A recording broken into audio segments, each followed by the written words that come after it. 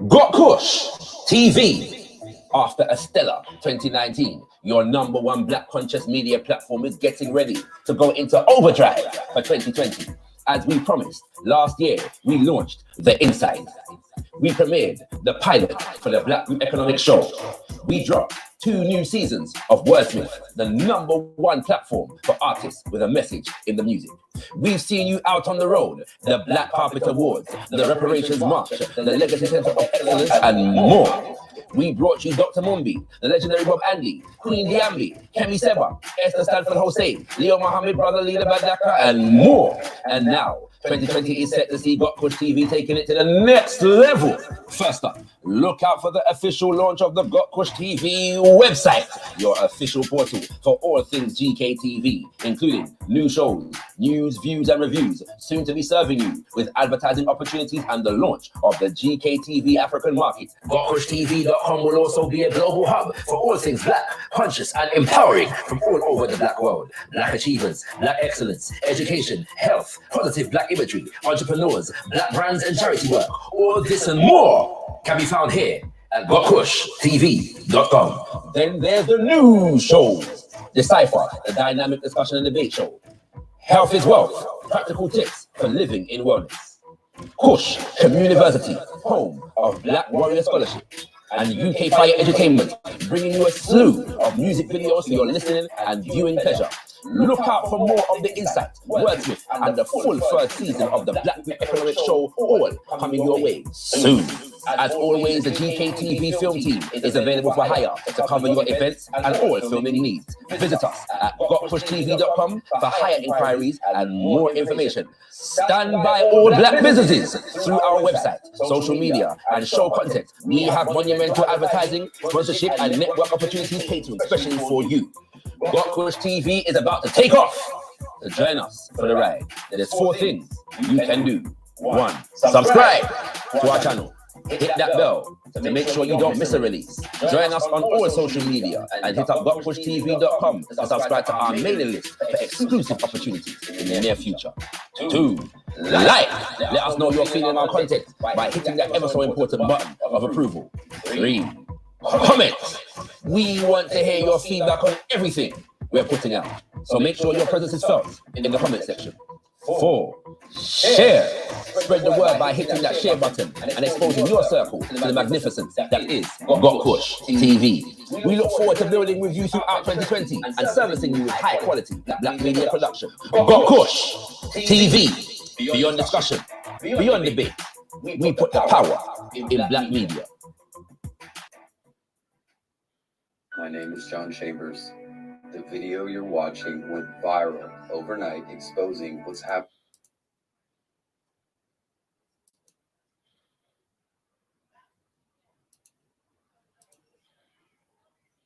This is Decipher. This is Decipher. And these are the Revivalist. African versus Caribbean versus British. I'm shaping African, but man, no. Everyone, Africans, come to innately.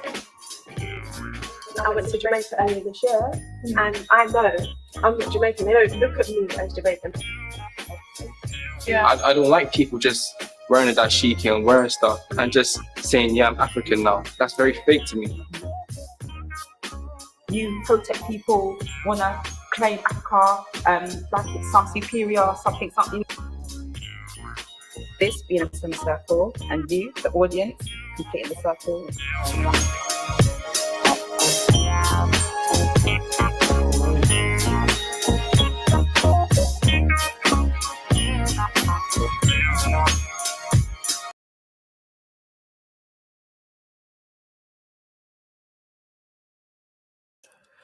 Microphone check 1 2. Greetings and welcome, family. Greetings and welcome to one and only gotkushTV, your #1 black conscious media platform coming out of the UK. Want to big up everybody inside the building right about now. Bigging up the brother Ultra Funky, Buddha Bing. Shout out to the Queen, the goddess melanated over there in the United States of America. You done know, kings and queens, gotkushTV, into outer national hall. Big up brother M.A. Brown in the building. Miss Amelia, you done know, giving thanks for all the regulars locked on right about now. As always, we encourage you, we ask you to like the video as you come through, and make sure you raise the profile of this most important discussion in the land of YouTube, the digital space. Also, if you are not subscribed to gotkushTV, subscribe to gotkushTV. Check out gotkushtv.com and subscribe to our mailing list. Yes, indeed, kings and queens, big things are going on right now for gotkushTV. At the end of the month, a number of things we have taken place. We have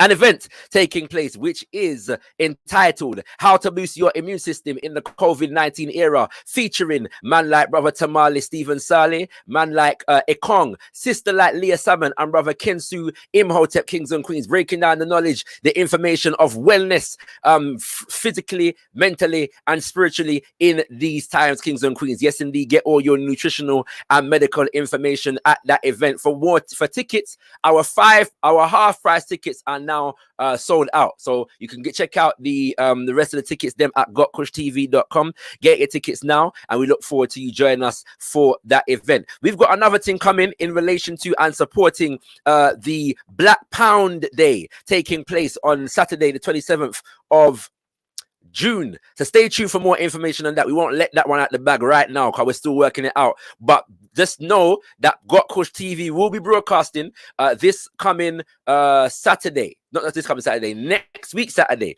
the 27th of June, in support of Black Pound Day, an initiative that has been put forward by our good brother Swiss, who we hosted for a previous quarantine convos right here on gotkushTV.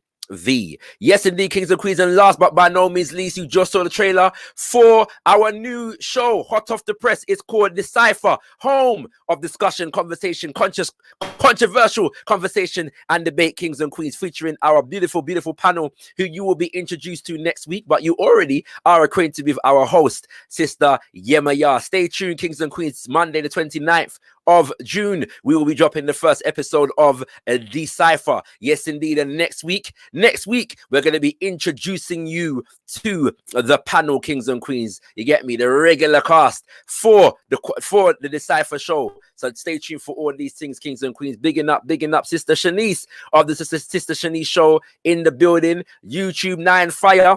Big up. I don't know if that's, yeah, but it's big up YouTube 9 Fire, innit? You don't know. Big up yourself. And kings and queens, you are here today for another edition of Quarantine Convos. I should announce, that next week, yeah, stay tuned, yeah, hot off the press. Next week, we have the one and only Lord Jamar from the legendary Brand Nubians, kings and queens. He's going to be featuring on Quarantine Convos next week, Tuesday. So do stay tuned for that, kings and queens. But today, we have a very special guest. We have a very special guest who has been a stalwart in leadership in the Pan-African community for over 30 years.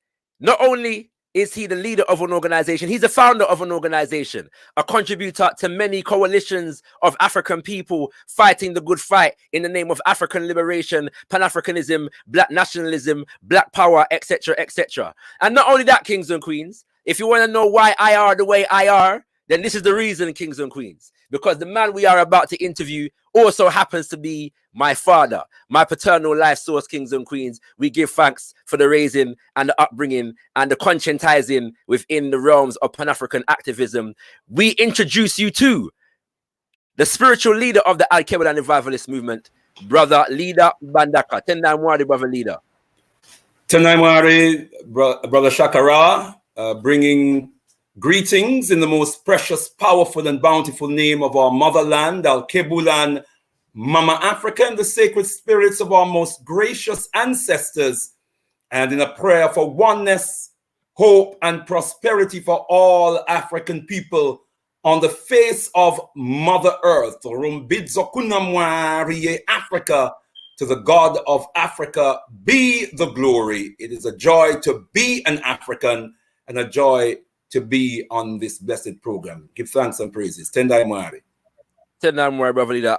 If you could just lower the camera an inch, because the people can only see half your face. Just an inch. Well, that's more than an inch. That's better. That's a lot okay. better. Yeah, right. As long as we can see yes, that the powerhouse, the power force over my left shoulder, then no, certainly. Certainly. We're gonna touch on the legacy of the eminent prophet a little bit later on, specifically because of the anniversary that we are observing this year in the coming month of Messiah in relation to the 100th anniversary of the International Convention of the Negro Peoples of the World, or the African Peoples of the World, as you would update the terminology in today's world, brother leader. But yes, brother leader, as you know, we've been hosting this series called Quarantine Convos since the lockdown, because we felt it's very important to connect with the African diaspora in relation to Wagwan in the now. And the situation has only continued to develop since, we learned about this disease that is supposedly taking the world by storm, so to speak, and also a lot of the different responses to it. And so initially what we want to do is just get a perspective from you in terms of how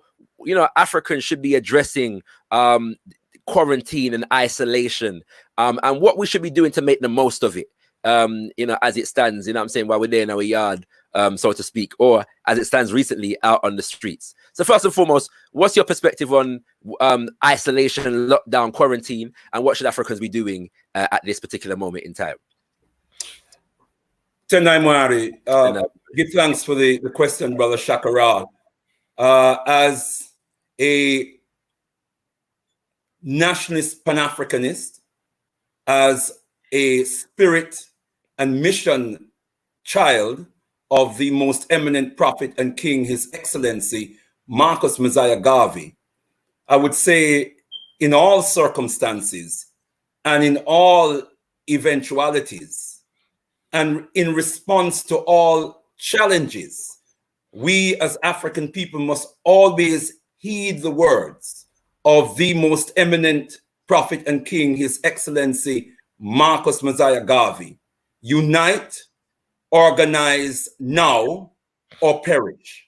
Unite, organize now, or perish.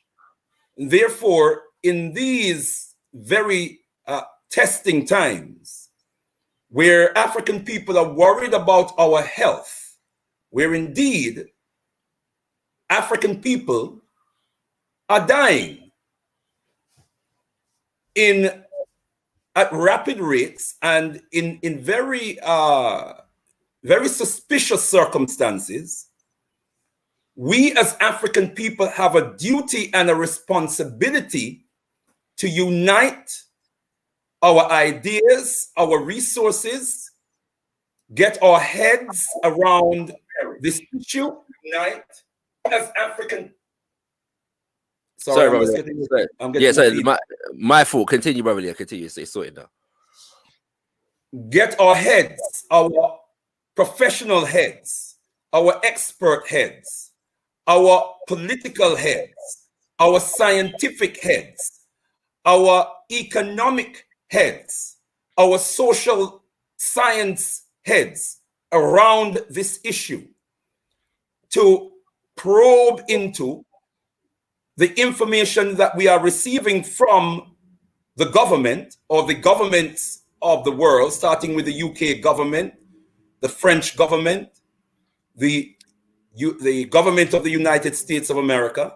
It is our responsibility as Pan-Africanists, as conscious Africans, as freedom fighters, not to wholesale accept and swallow the propaganda of the government, who has never been trustworthy in our experience. Therefore, we must scrutinize, we must interrogate the information that we are receiving from the government, and we must rely on our expertise. We must rely on our intelligence and our agency to determine a strategy for protecting ourselves and a strategy for moving forward. And let me just add very quickly to that. In terms of a strategy, we have to understand that strategy has to begin with realizing the context that we are in. When we hear that African people are disproportionately suffering from this condition, and when we hear that African people are disproportionately dying from the worst excesses of this condition, we cannot just take it for granted that this is an act of nature, because this is yet another malady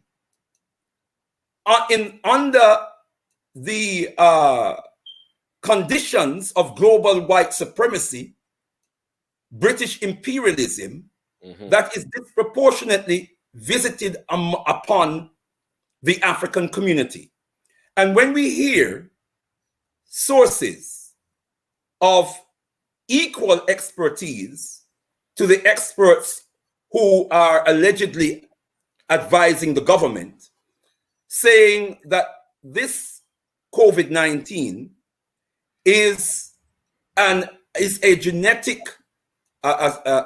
biochemical war agent that was manufactured, then it's something we have to take seriously and we need to probe into. So my advice is, and it worries me because many of us have run for cover purely on the basis of the propaganda from the government through the British mass media and the global white supremacist media machine. And I think we are on dangerous grounds when we just take wholesale their propaganda and do not organize to probe into the issues and to develop our own insight and our own understanding. Tendai Mwari. One more thing I want to say. One of the things that concerns me as well is a lack of consultation that seems to be going on across organizations, Pan-African organizations, nationalist organizations, Black liberation organizations, whatever we call ourselves, whatever labels, ideological labels we wear, we are African people fighting for our liberation. And there's been very little by way of uniting our heads and our ideas and coming up with a collective strategy and collective guidance for our people. Tendai Mwari. Mwari, give thanks, brother leader. Now, in relation to what you just said on the subject of organization, one of the things that the Alkebu-Lan Revivalist movement has been doing is a food drive, an emergency food drive in East and North London, particularly targeting our elders who obviously, would need assistance in these times of lockdown. Just give our viewers an idea of, that food drive, how it came about and how it's going.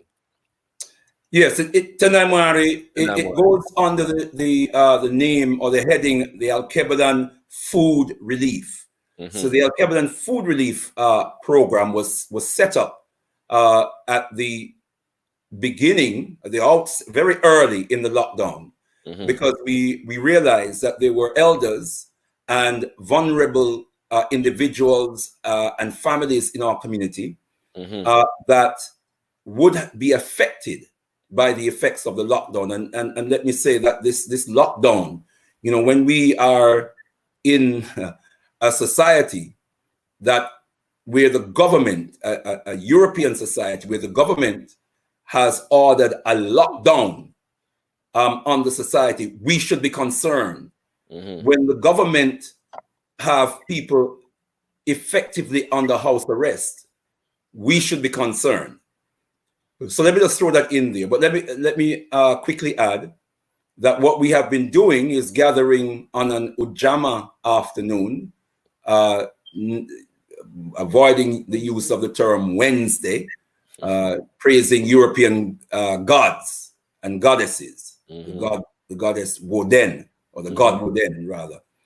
But we gather on an Ujama day and we acquire food items, and we organize to deliver those food items to the homes of mainly elders in our community who are not able to come out of their homes, and who, otherwise who need that kind of support. So we deliver food to them. We deliver food. There are also families, mainly families with single mothers who finding it difficult, or who might even be afraid of coming out of the homes, afraid for the health of themselves and their children. And there are a couple on our list who are of that description. And so we also take food parcels to them as well. It gives us an opportunity to do some counseling on the doorstep, to give the elders an opportunity to speak to someone. Sometimes it gives us an opportunity also to open up channels of communication. So sometimes we call the elders just to have a little chat with them to see that they're all right, and just to give them an opportunity to speak to someone. And we can just give little advice like, okay, even if you don't feel able to come out of the house, you can go in your backyard when the sun is shining and sit down and get some fresh air and do some gardening. Some of them like doing gardening and so on and so forth. And sometimes just a word of encouragement, just prompt something that they thought was, really out of bounds. Tendai Mari. So how has it been going, brother leader? In general, is the community receiving the service very well? Most definitely, Tendai Mari. Most definitely, the community has been receiving the service extremely well. We've had excellent responses from the recipients, who are deeply appreciative. That we've had elders even shedding tears, just at knowing that they're being thought about, somebody remembered them, and that the community is caring for them and looking out for them. It can be very touching and very moving. Right. So most definitely, it's being very, very well received. Tendai Mari. So I guess what we should do right now is just let brothers and sisters know how they can get in touch with the food relief, and give them some information where that is concerned. Tendai Mari.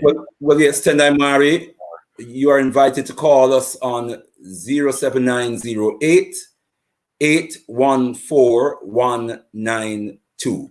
52. I'm sure it's 52. 152, I'm sorry. 07908 814-152. Yeah. All right. Giving facts, brothers and sisters. And you can also WhatsApp that number and join the WhatsApp group, with regards to the food relief as well. So we give thanks for that. Right, brother leader, we want to get into some. We're gonna get to a lot of the recent happenings in relation to police brutality, and our resistance against police brutality around the world.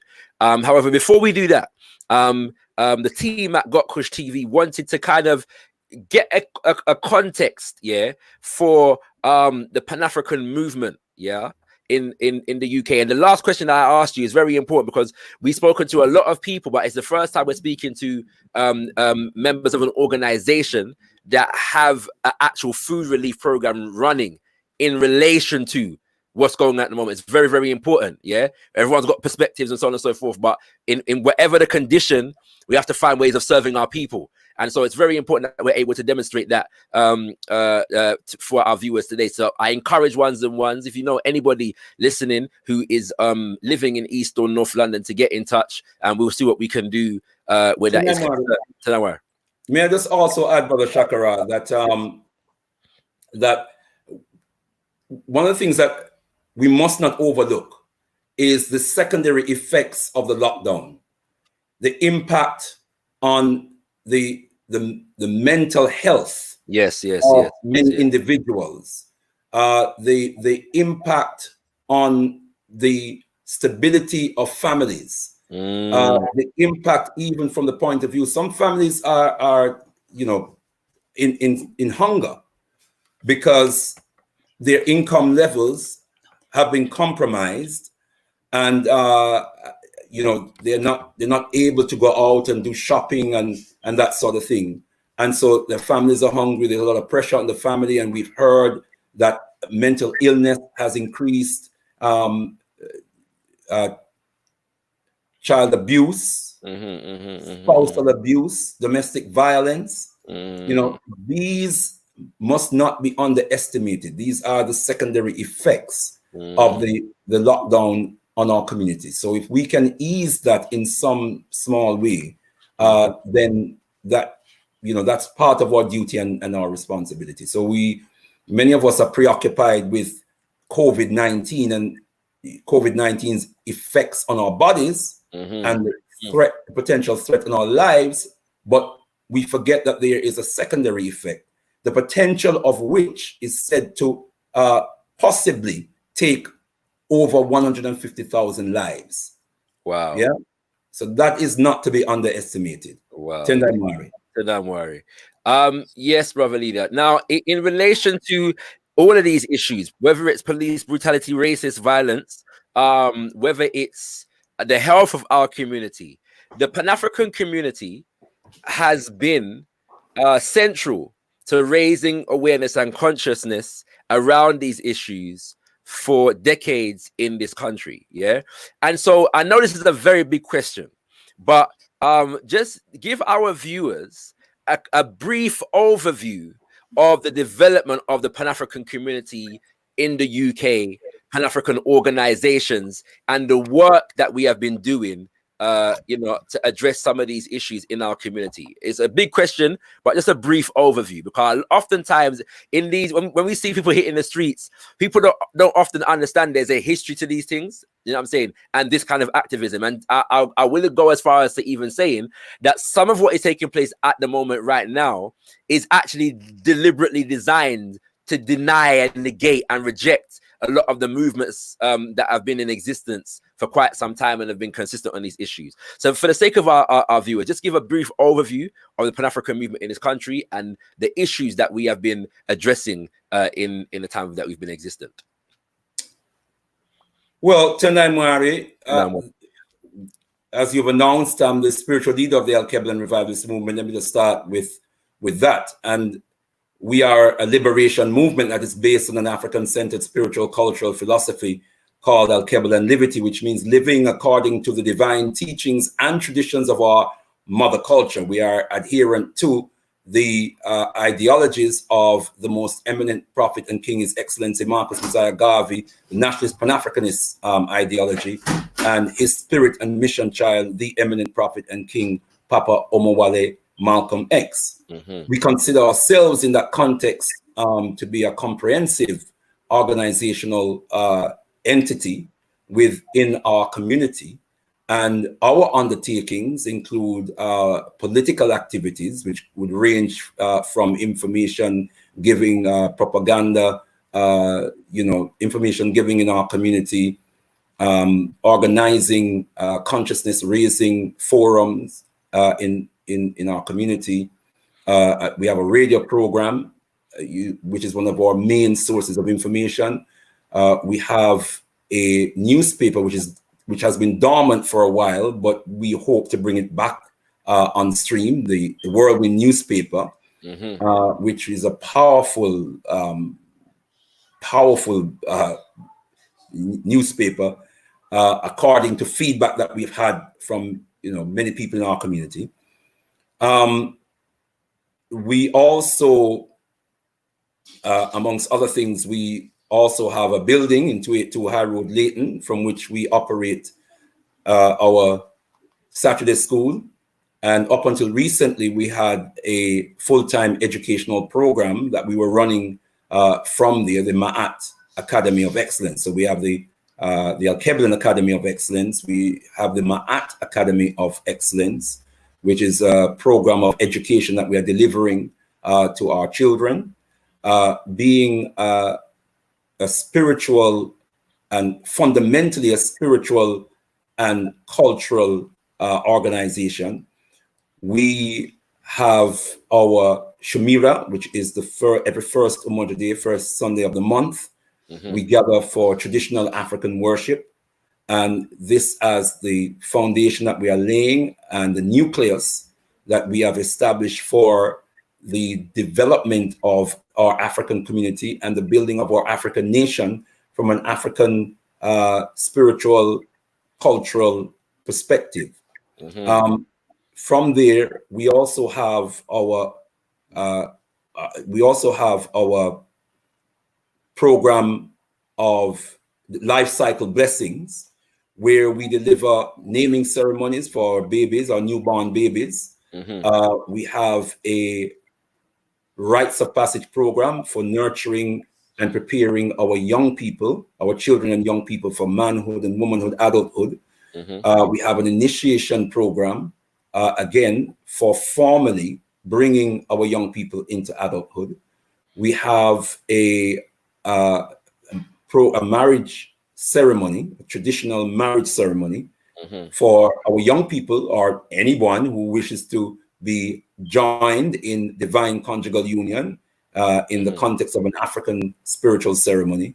And we have a passing over ceremony that we also deliver in our community for those who have passed on. All of these ceremonies, all of these life cycle blessings also come with a counseling package as well. So we counsel couples who are preparing themselves for marriage. We counsel families who have just lost their loved ones in preparation for the passing over ceremony. We counsel families in preparing the young people for manhood and womanhood and so on. Our economic program was mainly Mama Africa Culture Shop, but over the years, we've had various economic ventures, starting with Soul Force Productions, which became Soul Force Promotions, where we actually used to manufacture children's clothing. So members of our community who had the garment making skills actually made clothing, traditional African clothing for our children, and so on. So we have a range of programs. We have a health and social welfare program as well, and it's out of that our Alkebu-Lan food relief program was developed. We've also, over the years, done a lot of work in pupil advocacy, right?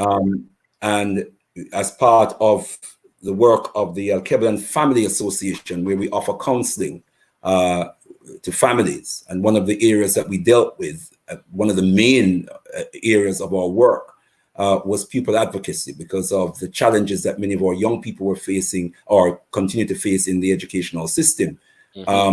We've done a lot of work over the years of representing families whose children have been excluded from school, getting them back into school and giving them advice as to how to support their children going through the educational system. We work very closely with a number of organizations. The Pan-Afrikan Congress movement comes to mind. The All African People's Revolutionary Party also comes to mind. The Asara Set Society comes to mind, and I give them credit because recently they called a meeting to address the issue of the health implications of the COVID-19 pandemic, some might say pandemic, its impact on the community, and how from a health perspective we should organize our response. And that was my wife and co-leader in the movement, Sister Kai Owagadaw Mbandaka. She attended and reported that it was a very important discussion. We all know many people will know the Asara Set Society, who are also a spiritual and African-centered spiritual and Pan-African movement, and who have been delivering services in our community fundamentally around health and spiritual development. We have the Pan-Afrikan Congress movement that has been around for many, many years. An argument could be made to say that the Alkebu-Lan Revivalist movement was born out of the Pan-Afrikan Congress movement. Certainly I had cut my teeth on Pan-African Road in the Pan-Afrikan Congress movement, or as a supporter. I was never a member, but I was a supporter of the Pan-Afrikan Congress movement. And over the years, they have also delivered many programs, a range of programs and services to our community. A lot of contact with the motherland, as well, and worked with organizations on the ground in the motherland, including attending in 1974 the 6th Pan-African Congress and participating in the 6th Pan-African Congress. I'm advised by the contemporaries of that era that the impact of the UK delegation to that historical event was very, very powerful, and to a large extent it was led by the Pan-African Congress movement. Sorry, Brother Leader, we should point out just very quickly to put that in context. The 6th Pan-African Congress took place in Tanzania. When Tanzania was under the leadership of Mwalimu Julius Nyerere, who is a name that is probably underappreciated in the pantheon of our Pan-African ancestors, but a very important name, especially because he spans the legacy from the 60s right up until the 90s. And so, you know, just has a lot of wisdom to teach, and a lot of our journeys and our stories can be told through his life story itself. But continue. I don't know if you finished, so continue. Well, yeah, let me just add very quickly that the Pan-African Congress movement was also born out of an organization called the African Caribbean Self-Help Program or Project in Birmingham. I think it's organization, ASHO organization. Oh yes, African Caribbean Self-Help Organization. That's the one, ASHO, in Birmingham, which again have been operating in our community from the early 70s, maybe even the late 60s. I can't remember the date of origin, but very early 70s if it's the 70s. Right. And they have also been a perennial presence, an effective presence in the African community in Birmingham, where they have also delivered a range of services, you know, providing social relief for families who are struggling and going through difficulties. They have a political element as well.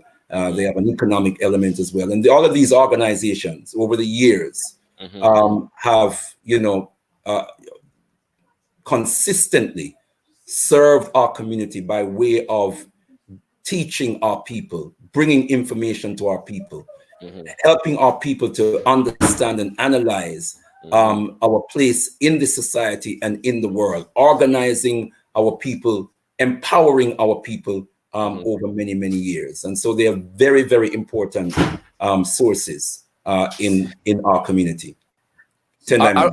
Brother, tell them what I want to bring it to the issue of police brutality in a second, but just before I do that, just to prompt you on the importance of the All African People's Revolutionary Party study political education program, and because I know many Pan-Africanists that and Head Start, because I know many Pan-Africanists got their understanding of the issues that are facing our people from these various study group institutions, which were really like universities.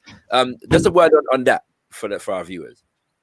Sorry, I got distracted, Brother Shaka. Sorry, I was speaking to I was just prompting you on the importance of the All African People's Revolutionary Party study group, their political education study group, as laid down by Baba Kwame Ture, and also Head Start in terms of political education, because these institutions were really like universities through which our people were learning. Well, yes, Tendai Mwari, in the 1970s, 80s, coming on into the 90s, the Pan-African Congress movement was a great source of knowledge and information, political knowledge, cultural knowledge and information in the African community. I came across the Pan-African Congress movement around about 1981, when I first went into Head Start Books and Crafts from in 25 West Green Road, Tottenham in 15, from which where from the Pan-African Congress movement operated. Right. I was invited to its meetings, but shamefully did not attend the first meeting until early 1983. I think it was probably about a year and a half afterwards, but I did buy a couple of books from that, my first or second visit to Head Start from them. And it was Malcolm X on Afro-American history, and Walter Rodney's How Europe Underdeveloped Africa. That just really changed my life, reading those two books. So had it not been for the Pan-African Congress movement, I would not have had the insight and the information I gained at that stage, a crucial stage of my life. And they used to have every Sunday from 3 o'clock, every Umoja Day, from 3 o'clock to 6 o'clock, they had what we used to call Sunday meetings. I would hope that today we would call them Umoja Day meetings. And we would have a range of speakers on a variety of topics, from politics to economics to law to religion, spirituality, culture, and just analyzing and bringing information to our people from an African-centered perspective. And that was by a long way the source of my awakening into African consciousness and my growth into African consciousness. The All African People's Revolutionary Party, again, I was never a member, but I did join this study group in the early 1980s when Kwame Ture came over and set up the party. He came over in 1983, I think it was, set up the party. And then it maybe have been around about 1984 that I joined this study group and studied with them for a while. And that was a very, very important study group that provided sources of information that gave you that insight into African political history and gave you imparted skills for political analysis of the realities of the time that we are in as African people and the historical context. So, you know, these are very, very important organizations. And brothers and sisters listening, if you don't know about these organizations, you would do well to find out more about them and to make connections with them and to give them your support, as much support as you possibly can. Tendai Mwari. Tendai Mwari, give thanks for that, brother Lee. Just a shout out the people them in the chat right about now. Giving thanks, brother IC3. Sister Azania Jem is also in the building. Who else is in the building? Nanny Maroon is in the building. Kings and Queens, give thanks for your presence. I don't know if I shouted out Western Goddess already, so let me just make sure that I do now. If I have not, Western Goddess, big up yourself.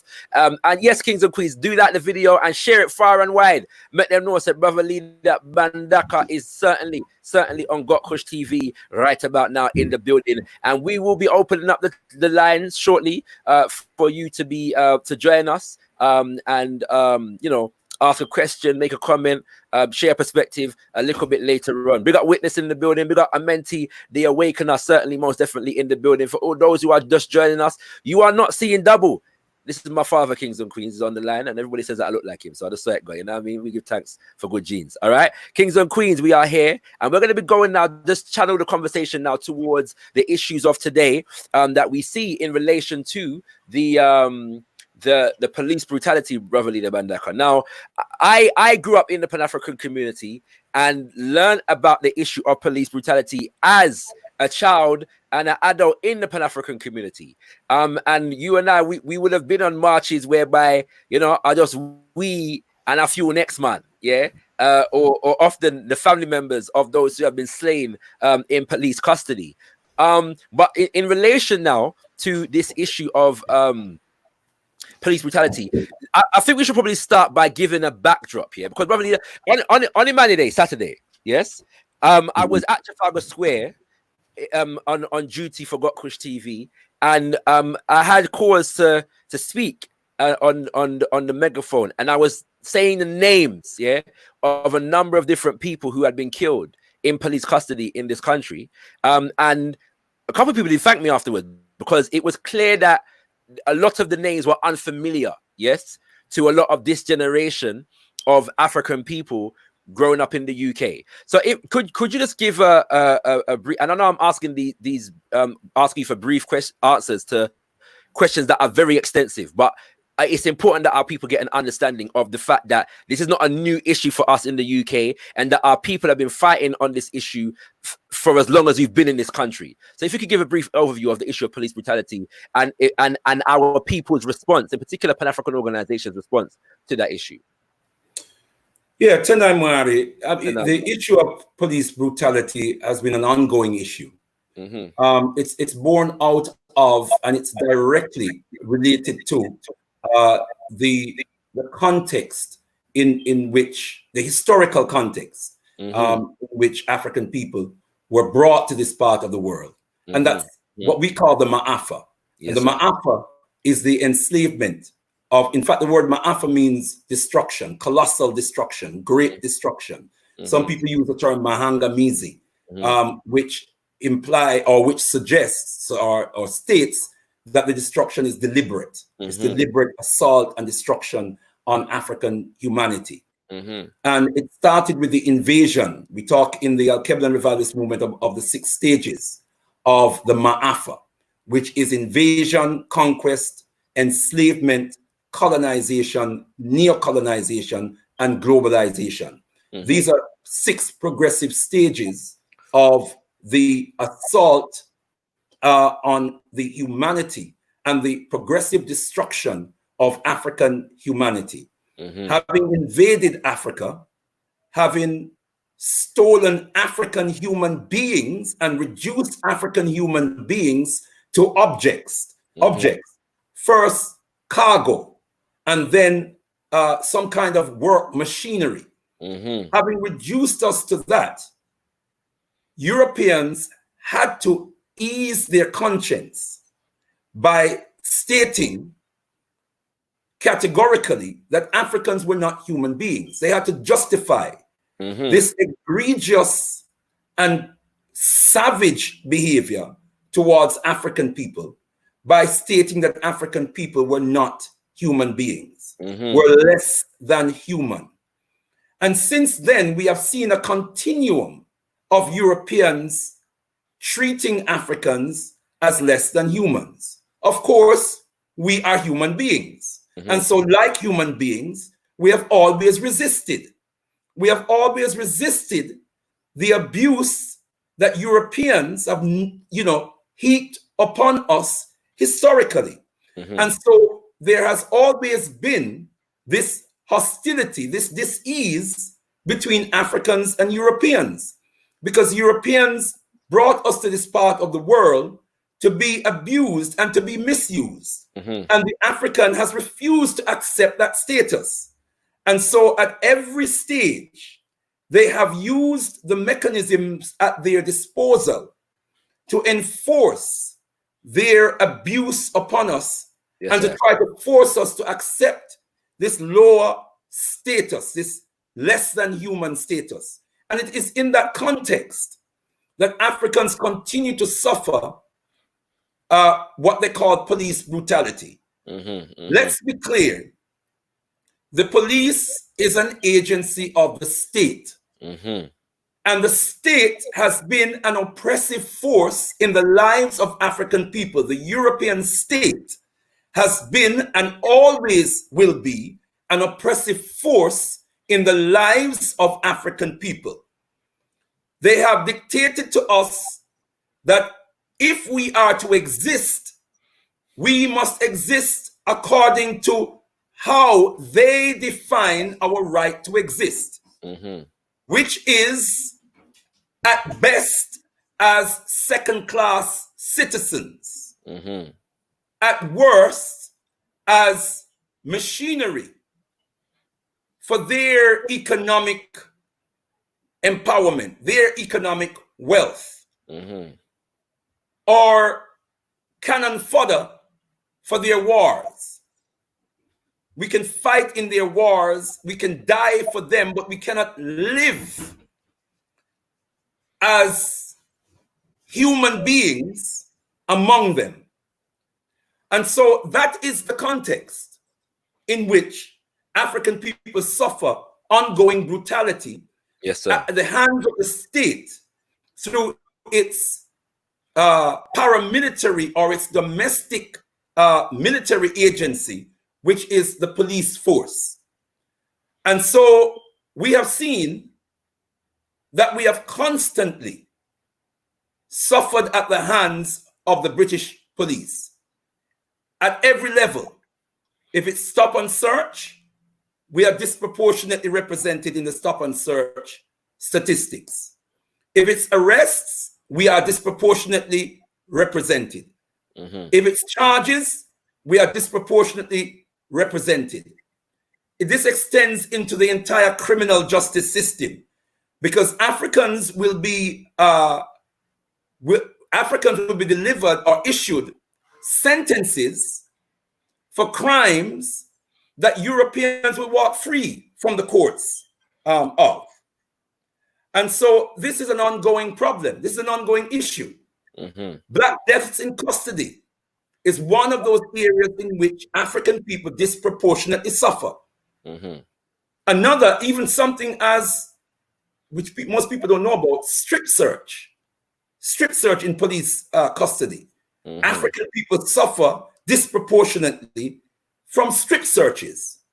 And that is a way of humiliating us. You see, the eminent prophet and king, Papa Omowale Malcolm X, speaks of political oppression, economic exploitation, and social degradation that we suffer at the hands, he was speaking specifically of the American imperialist government, but the same applies to the British imperialist government. Political oppression, economic exploitation, and social degradation.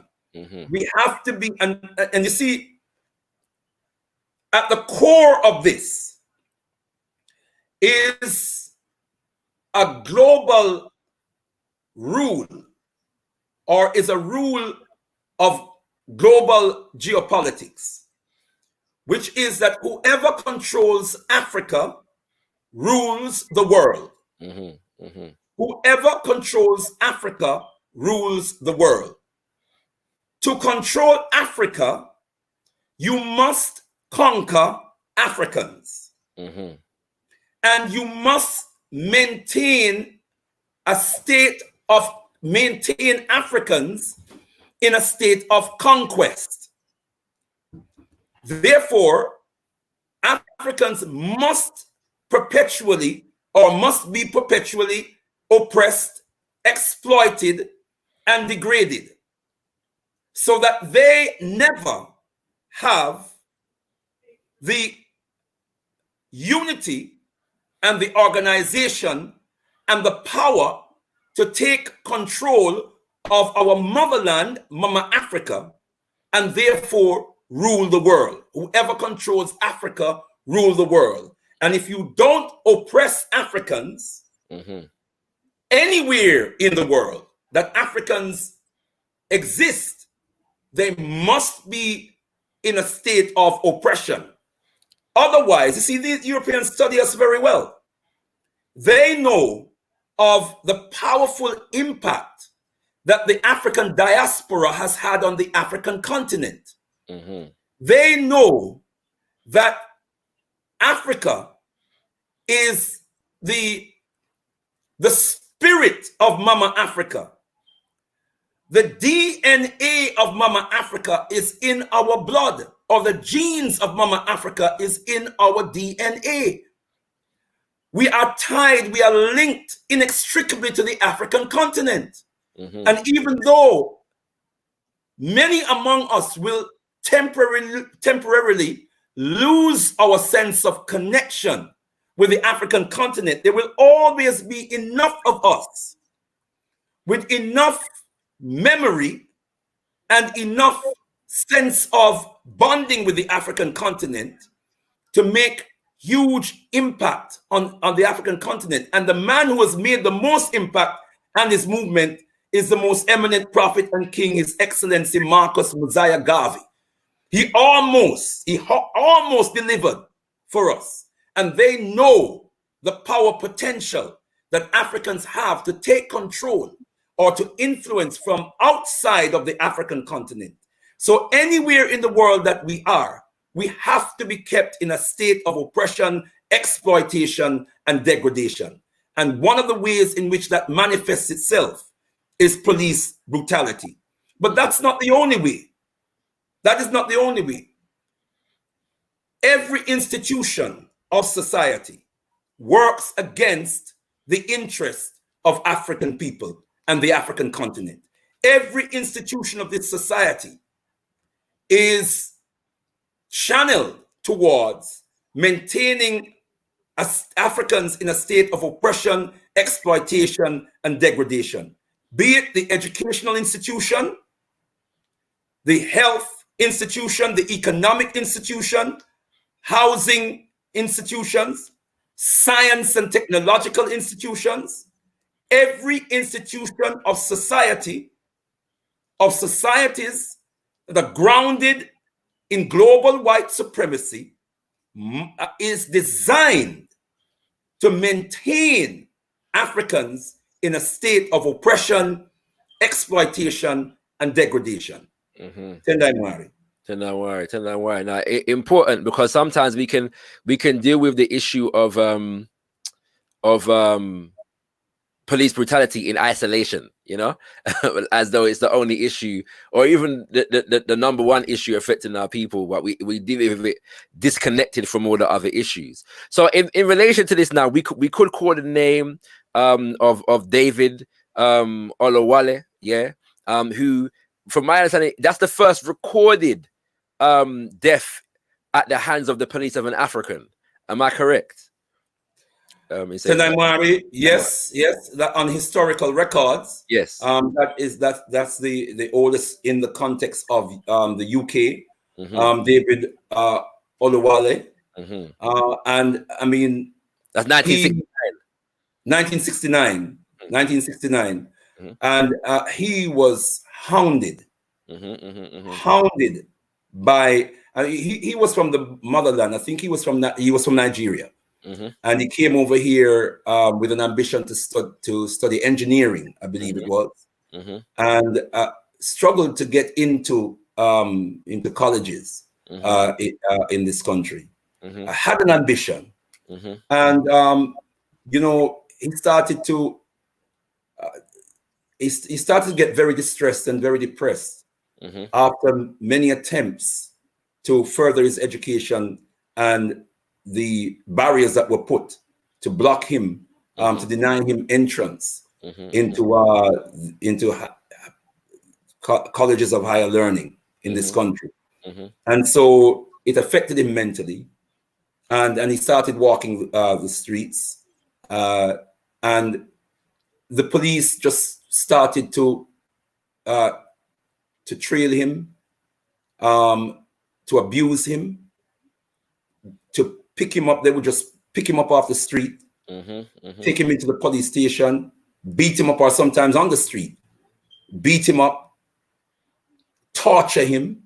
Or, I mean, you know, you really have to study this to believe that these people can be so fiendish and cruel and barbaric. In the final, one of the things they did to him regularly was urinate on him. You beat him up, torture him, urinate on him, and leave him for dead. Eventually, his body could not take it anymore, and he died. And the last time he was seen, witnesses saw the police mishandling him, you know, beating him up. That was the last time he was seen. Yes, and then he was found dead the following day.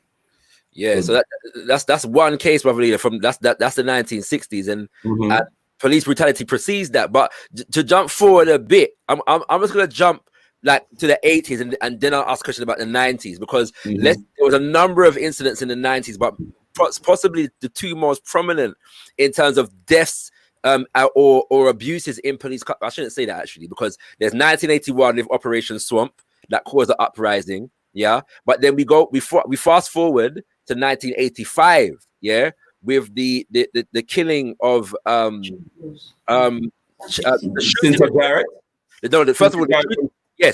shooting of Cherry Groves first. Yes, yeah? He was shot in the chest, and was paralyzed and died years later, a few years ago, but in relation to injuries that were caused by the paralysis. And then there's Cynthia Jarrett, also in 1985, and these are particularly important because both of those two sparked uprisings in 1985. Could you speak to those two, please, incidents? Well, yes. I mean, you've already spoken about Cynthia Jarrett. Sorry, Mama Cherry Gross.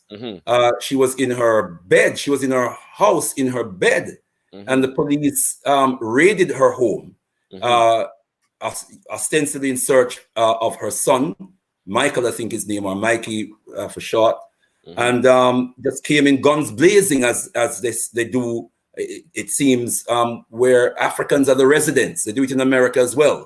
You know, they come in guns blazing and shot her near to death. And it was, you know, a matter of days after that we had a similar situation in Tottenham Broadwater Farm, where the police entered the home of Cynthia Jarrett with brute force, and according to eyewitnesses, were manhandling her and pushed her over.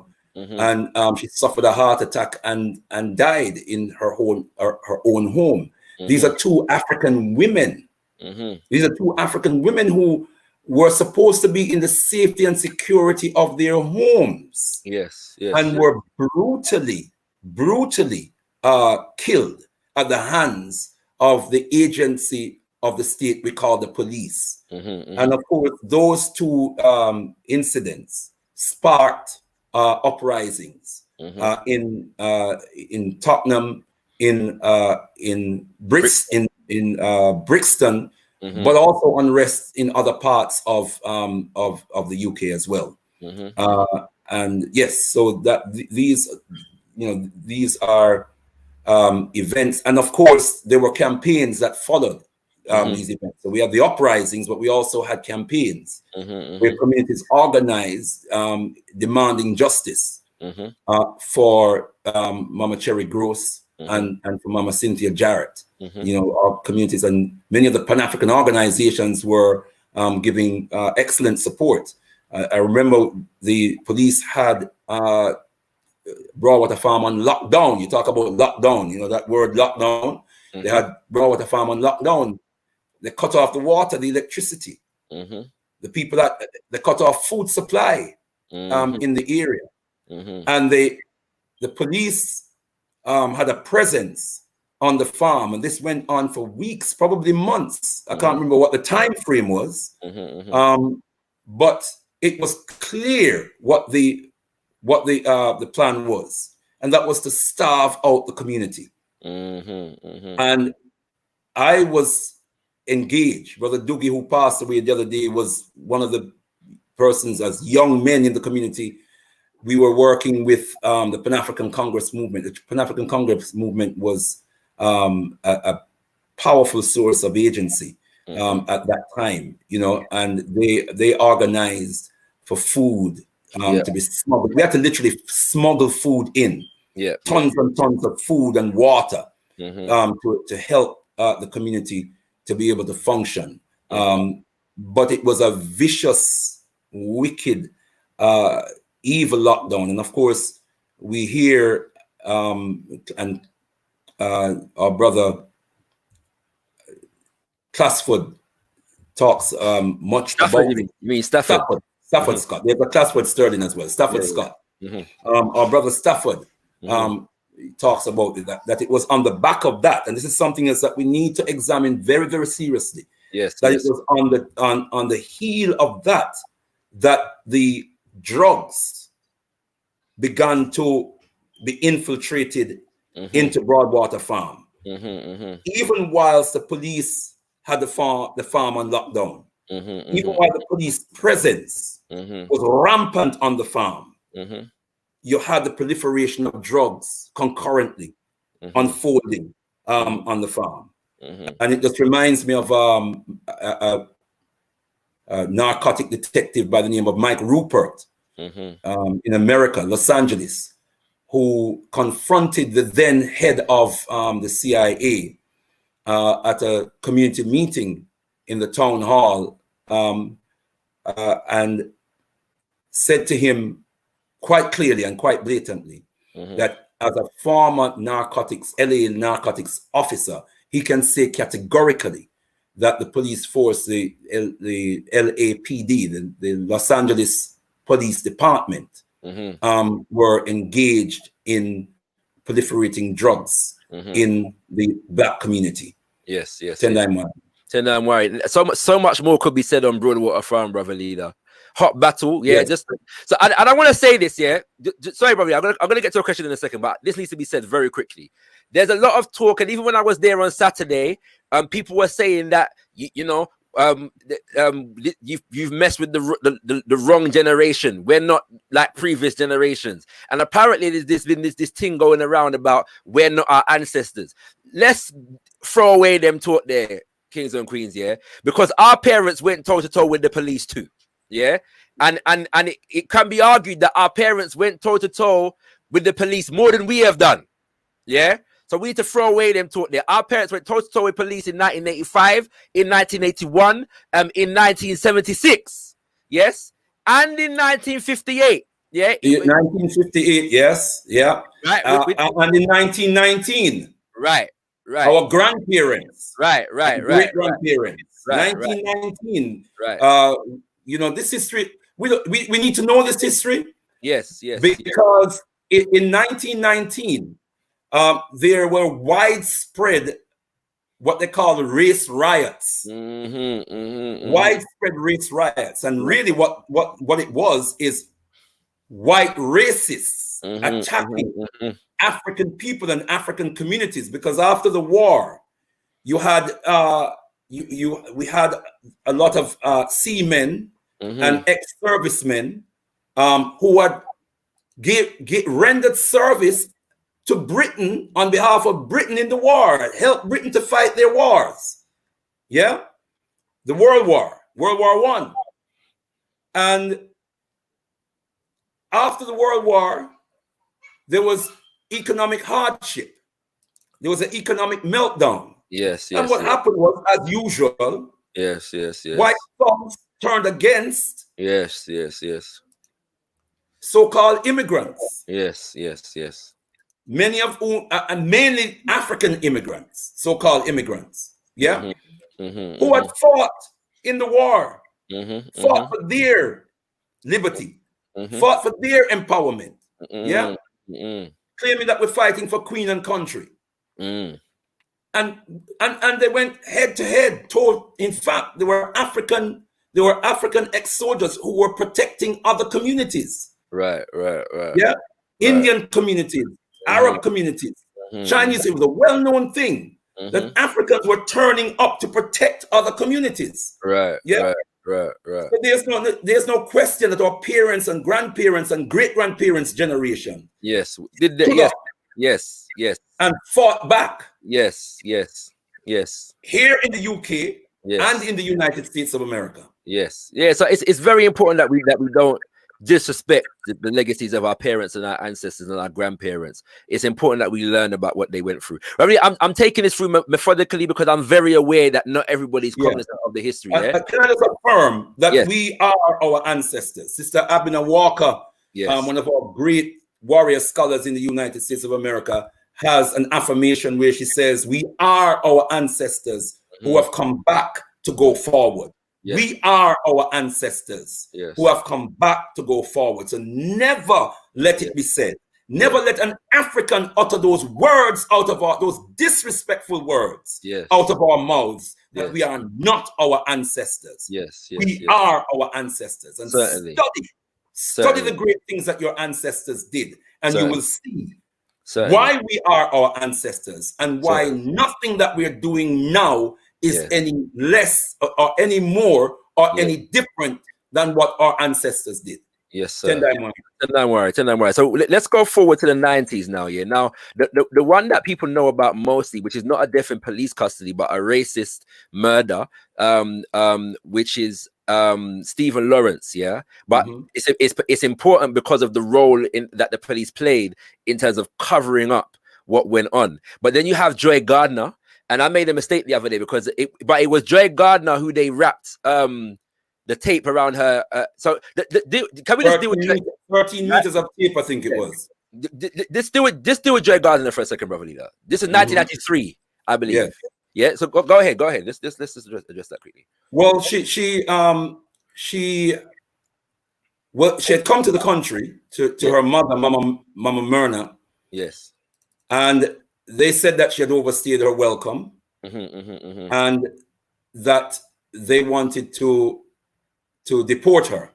And so, as usual, they bust into our home, you know, in the most brutal way, and claimed that she was fighting them, and she was so vicious, you know, they had never met anybody so strong, and you know, they couldn't control her, and she was so whatever they said, you know, I can't remember all of the words, all the racist language that they use, all the racist epithets that they use to describe our sister Joy. And they wrapped 13 meters of tape, 13 meters of tape around our sister, around her head, her neck, and so on, and she suffocated and died. Yeah. Serious thing, you know. So we're just detailing a lot of the history kings of Queens. There's so many names that we can call. In the 80s, there was also Clinton McCurbin, who was killed in Birmingham. Yeah. Yes. And throughout the 90s, there's a number of it's like they ramped it up in the 90s because Colin Roach was a famous car celeb who the claim went into the police station and shot himself. See, there's Kings, not Kingsley Borough, sorry. Before we get to Kingsley Borough, there's Roger Sylvester. Yeah. Roger Sylvester was an army veteran. Yes. Yeah. Who was killed by police. Go ahead. Yeah. Yes. I thought he was gonna say something. Then there's Sean Rigg. That we can call. That was Sean Rigg was 2008. Something like that. Yeah. There's so many names. Yeah, there's Ibrahim Say. Yeah. You know what I'm saying? There's I've said there's Kingsley Borough. Yeah. There's Dimitri Fraser. Yeah, and Dimitri Fraser, we conducted his memorial, or was it his passing over ceremony? Yes, it was the final rites of his passing over ceremony. Yes. His interment that we led that on the day. So we laid him to rest. Yes. On the day, Alkebu-Lan blessings.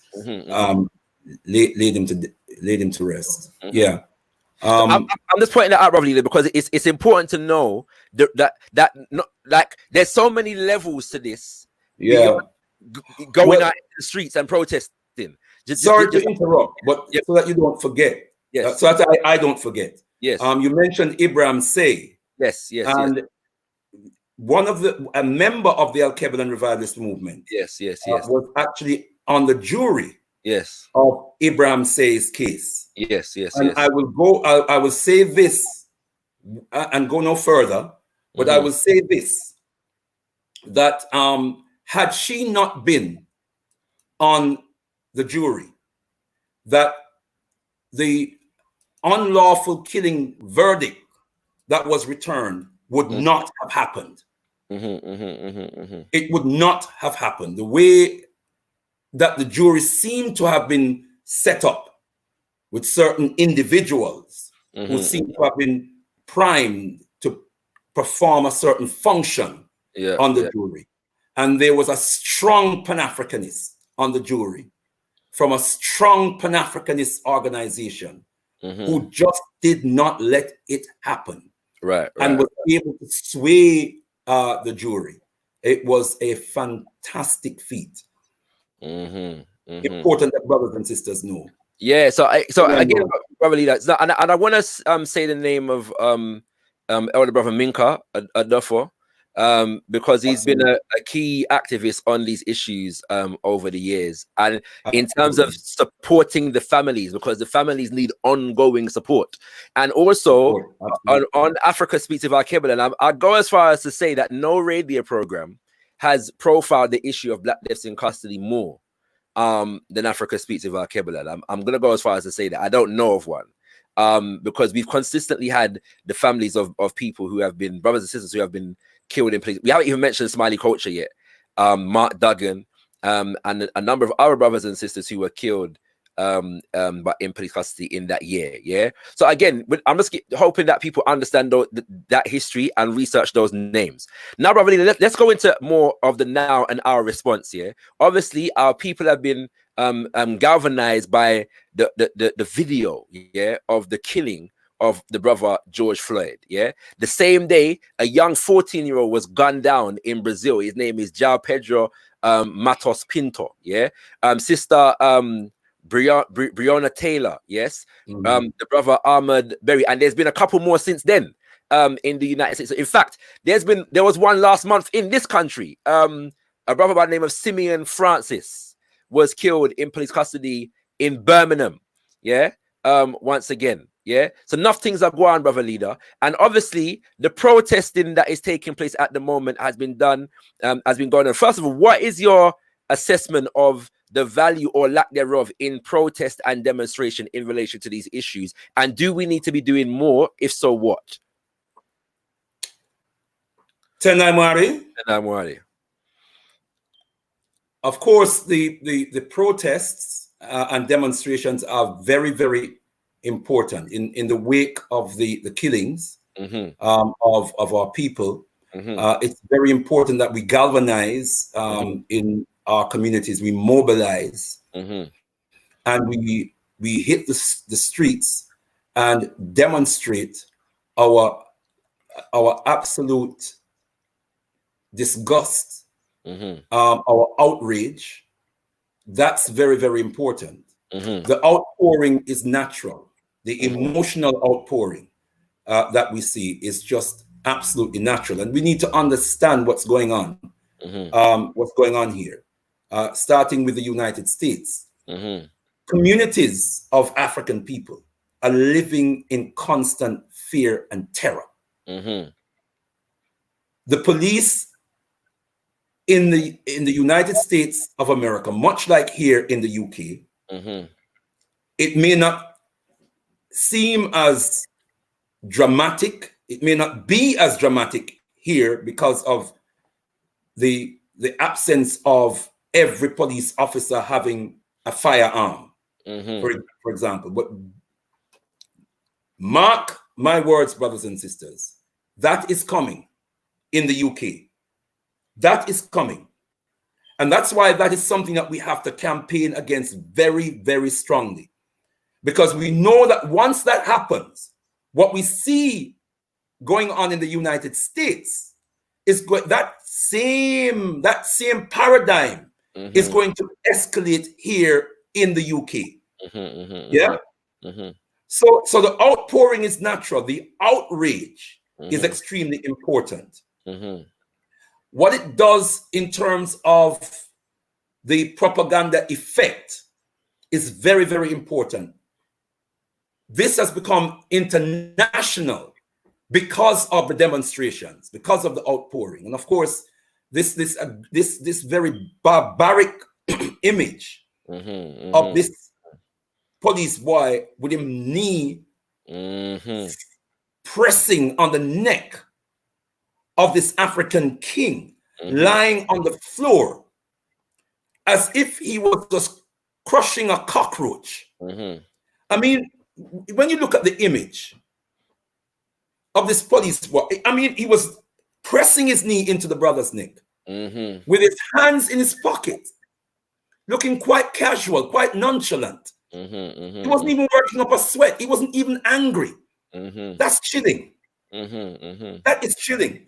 And you see, he can behave like that because they have been doing this. They do this.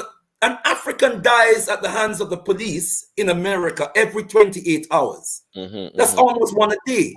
The difference between this one is it was on camera. And what happens to justify the brutal and barbaric act, because they have to justify it, because they have not the right to arbitrarily kill people. There must be a reason, and that reason has to be that the person was presenting an imminent threat to the life of the police officer or to the life of another person.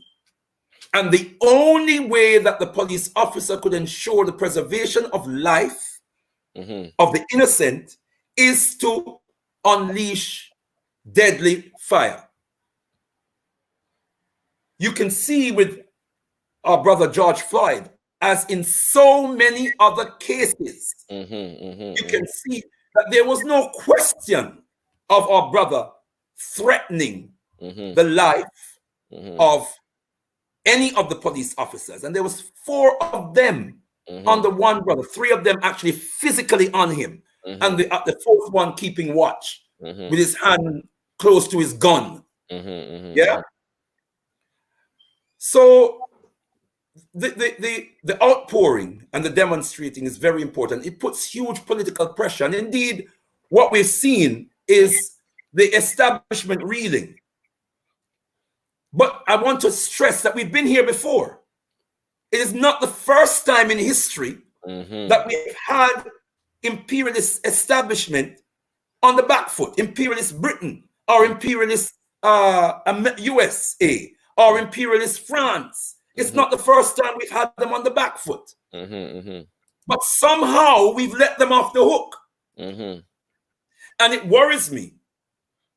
It really worries me that if we don't organize from within our community, drawing on our own agency, pooling our resources, uniting our ideas, and organizing around a specific agenda for the protection, the upliftment, and the empowerment of African people, a specific agenda, an exclusive agenda, we are going to lose the initiative. We are going to lose the momentum again, because you see evidence of external forces coming in and capitalizing on our hurt, our pain, and they will use it as they have done historically to advance their own causes and advance their own interests, and we will be left behind.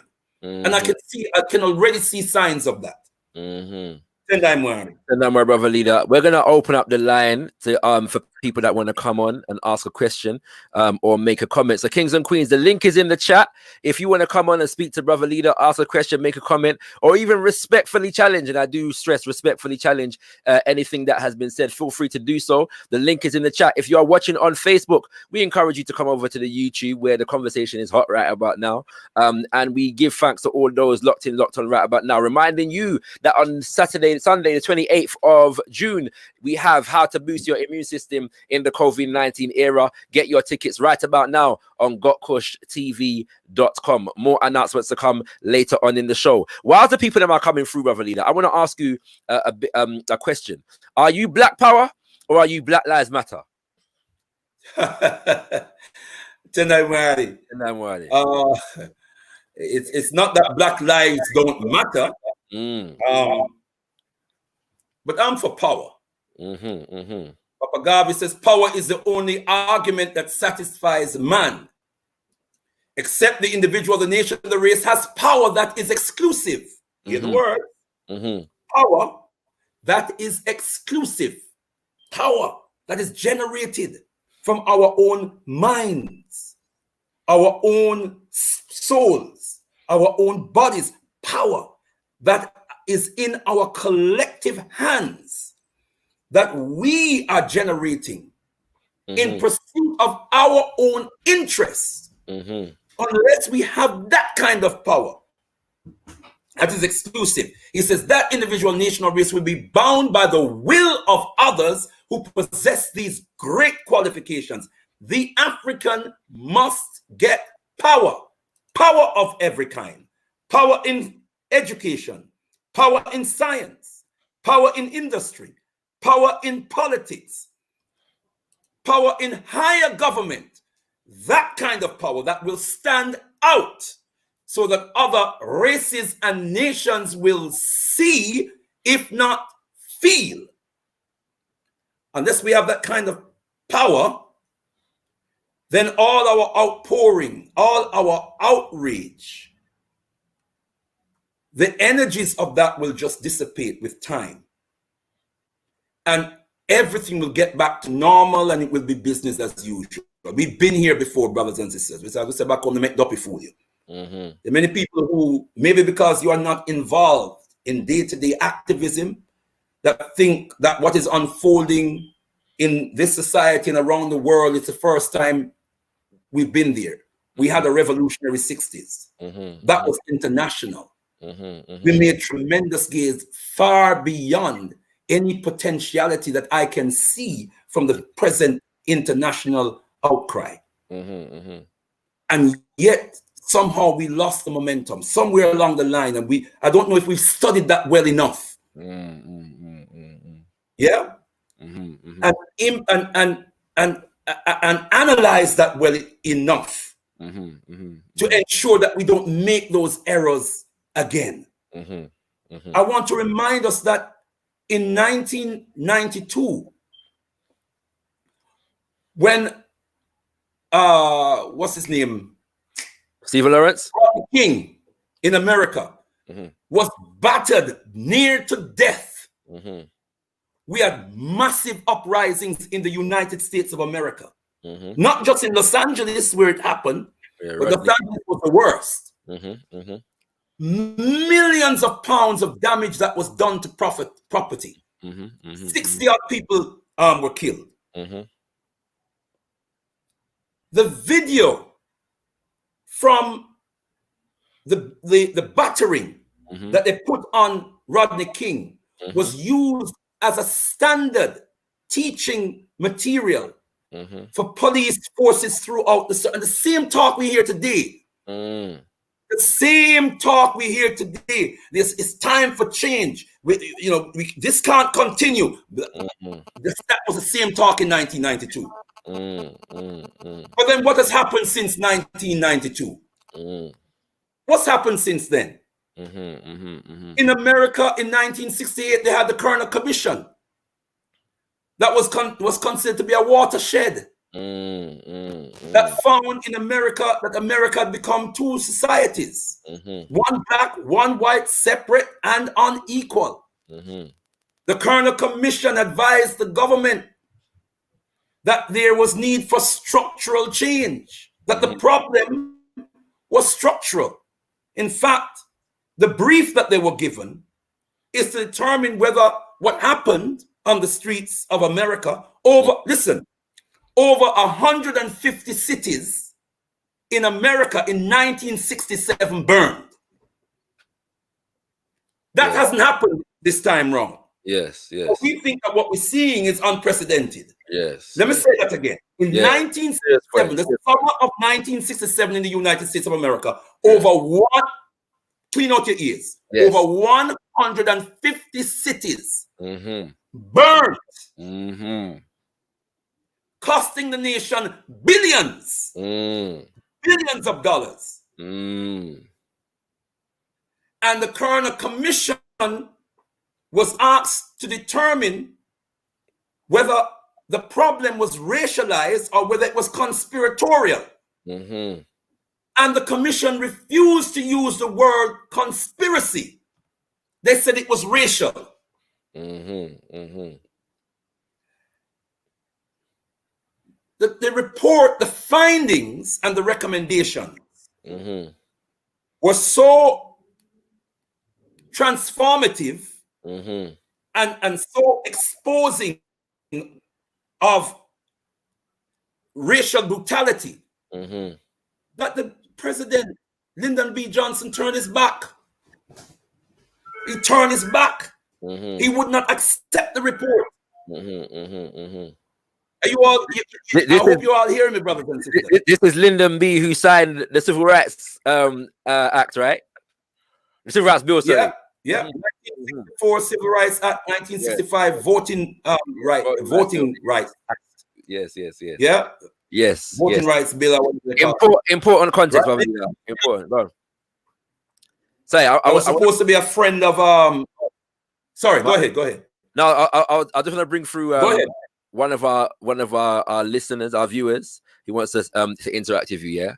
Brothers and sisters, the link is in the chat. If you want to ask Brother Leader a question or make a comment, add to anything that has been said, feel free to do so. Welcome, Brother Witness. Good evening, Brother Shakara. Good Good evening. evening, Brother Mbandaka. I hope I pronounced your name properly. Thank you. Yes, you have, my brother. Thank you. I don't want to take up too much of any of your time. I wanted to ask you a question, and I was keen to hear your answer to it. Can neocolonialism be removed from the politics of African countries? The reason I ask is because intelligence agents from the CIA, MI6, Mossad, and their military bases are located in most African countries. And maybe I'm being pessimistic, but I believe that if any African government tried to implement a foreign policy of Pan-Africanism and tried to implement an economic policy that would affect the profit margins of European or American private companies, a military coup would probably be instigated through neocolonialism. Why do you say probably, my brother? Because if I'm truthful, I believe they would do it. They would definitely do it. But it's hope. There's hope in me that they wouldn't. But from what I've read historically with what was done in Congo, what was done in Nigeria, what's been done in Senegal, I don't trust them. They would implement a military coup through their neo-colonialist supremacist views, and I think lots of people would die. This is why I fear, neo-colonialism cannot be removed from Africa's politics. But I hope I'm wrong.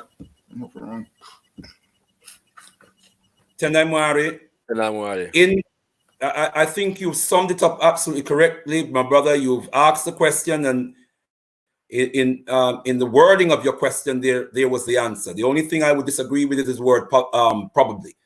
There's no probability about it. It's the modus operandi of the forces of global white supremacy and European imperialism, that historically, when any African government and any African leader comes into power who prioritizes the interests of African people, who are scrupulous and progressive, as a result of which the imperialist and white supremacist world order feel their interest threatened, they respond with acts of intrigue or brutal infiltration and destabilization of African nations, toppling of African governments, assassination of African leaders, and destabilization and destruction of the African Revolution. So the history is there. There's Ghana, there's the Congo, there's Togo, there's Congo. There's the two Congos. That's Congo Brazzaville and Congo Kinshasa. Yeah. There's Zimbabwe. It's happened all over the African continent. It's also happened in the Caribbean as well, my brother. So what you're saying is factual. There's no probability. It's not something that's likely to happen. It's something that it's the way they operate. We have to transform the politics of the African continent, the politics of the African world communities, whereby we, the people, are organized for power. That is the only way that we raise the consciousness of our people and we organize ourselves politically, economically, socially, scientifically, health-wise, in every aspect and respect, even in terms of leisure and entertainment. That we organize ourselves, we build our own institutions, we have our own educational institutions and educational programs and systems and programs of socialization for our children and our young people, because we have to think about the future. We have to have the right mindset, the right consciousness in order to be able to operate and build the kind of systems and the kind of structures that we need in place in order to empower ourselves to resist and overcome this historical ma'afa. Tendai Mwari. Don't worry. Thanks very much for that. If Cubans could do it, then I guess Africans could achieve it. There'll be a lot of bloodshed, but yeah. And the Cubans could not do it without the Africans in Cuba, many of whom were inspired. Many of whom were the descendants of those who were the parents who were inspired by the movement of the most eminent prophet and king, His Excellency Marcus Garvey. It was the Garvey movement. It was the Garvey movement that inspired, or was the basis of the inspiration that brought about the Cuban Revolution. But if you look at Cuba and how Cuba is stratified racially, we see white supremacy also at play in the Cuban society. I know many of us don't like to accept that. Many of our socialist brothers and sisters won't accept that or are embarrassed by it or whatever, but it's a fact. Tendai Mwari, give facts. Anything further, witness? Well, no, I was just going to say thank you very much for answering my question. And all I can say is God bless Black Lives Matter. And goodbye. Take care. Which reminds me, I did want to elaborate on Brother Shakara as I speak, as I give answers. I know sometimes my answers are long. I'm just full of passion about what is affecting our people. So, if you want to guide me, you want to interrupt me from time to time, please do. Yes. But I did want to say in relation to Black Lives Matter, the statement as a principle, I have no problem with, because as far as the evidence suggests, the lives of African people do not matter, certainly not on the same level of the lives of Europeans and others in the European racially stratified society. So the principle that underpins the slogan, I have no problem with. The Alkebu-Lan Revivalist movement has no problems with. The movement and how it seems to be organized from behind the scenes worries me and worries the Alkebu-Lan Revivalist movement for two reasons. One, it is our understanding that it is funded by one George Soros, a billionaire, a white billionaire who has many politicians, and he seems to err on the side of the Democratic Party in the United States of America. He funds the Democratic Party, as far as I understand it, and was one of the leading funders of people like Bill Clinton and Barack Obama, etc., etc. I question, therefore, the motive. In fact, I was hearing recently that someone had an interest in making a financial contribution to the organization, and when she went online to make the contribution, it ended up in the Democratic Party. She ended up making a contribution to the Democratic Party. Yeah, a white woman. A white woman as well. That was a white woman. A white woman. Yeah. Okay, there you go. I didn't even know it was a white woman, but I heard that story. She did a live video and demonstrated it. Yeah, but anyway, that's yeah. That was related back to me. I haven't actually seen the video yet. I will view it myself. But it doesn't surprise me, because if indeed, and the evidence seems to suggest that George Soros is the funder of the Black Lives Matter movement, then it is not surprising, knowing his politics, that would be the case. Secondly, it is my understanding as well that Black Lives Matter is led by three sisters who regard themselves to be lesbians, and that on their website, I've had a brief insight into their website. The greater emphasis of their thrust is about liberating gay and lesbian politics, or promoting gay and lesbian politics. And they seem to have a less than an enthusiastic attitude towards the engagement, So to put it kindly, towards the engaging, strong, powerful African men. They seem to have a problem engaging with strong, powerful African manhood. So I have a problem with the movement. Right. I think we all should probe into what this movement really is about and whether it really is established and designed to serve the interests of African people. If it's not controlled by African people, ever hear the saying, he who pays the fiddler calls a tune? Yep. Right? So who is paying the Black Lives Matter movement fiddler? Whoever is paying the fiddler, he is calling the tune.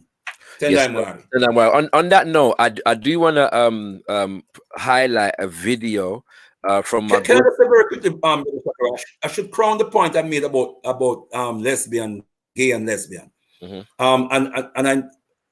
I know this is not the occasion to have a major discussion on this particular issue. Go ahead. But I am quite clear that the LGBT movement is a political movement. That this is not just a social movement for equality and justice, that this is a political movement that is controlled by the same forces that oppress us. The same power elites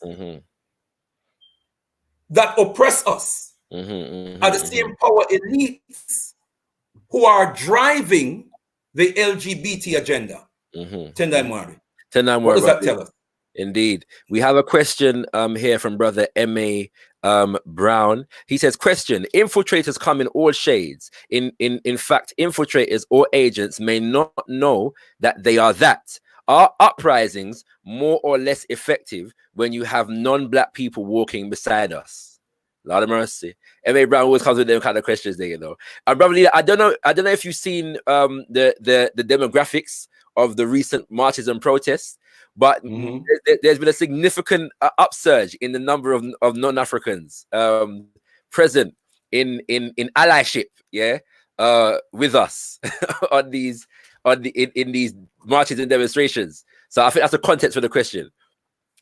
Tendai Mwari, certainly that has been the media propaganda. Right. Certainly that's how it's been projected in the media, that there are as many Europeans, if not even more Europeans. I've been scrutinizing a lot of these images, and they seem to hone in on the Europeans far more than the Africans. It's the oldest trick in the book.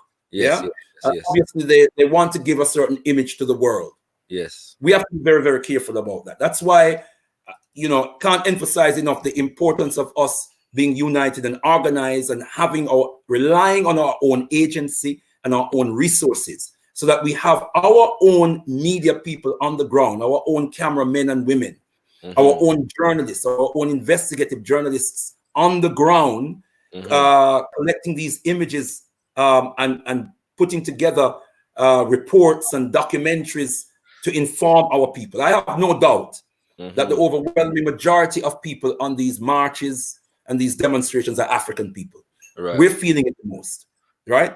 And it's natural that we should step out and we should be outraged and we should come out into the streets to express that outrage and that outpouring, that emotional outpouring. It's natural. And I have no doubt, when I'm looking at the camera, I'm looking behind the images that they're fronting, that they're forecourting, if you will. And I'm trying to see beyond. Yeah? And I'm seeing oceans of African people. The question as to whether our demonstrations are more powerful and more potent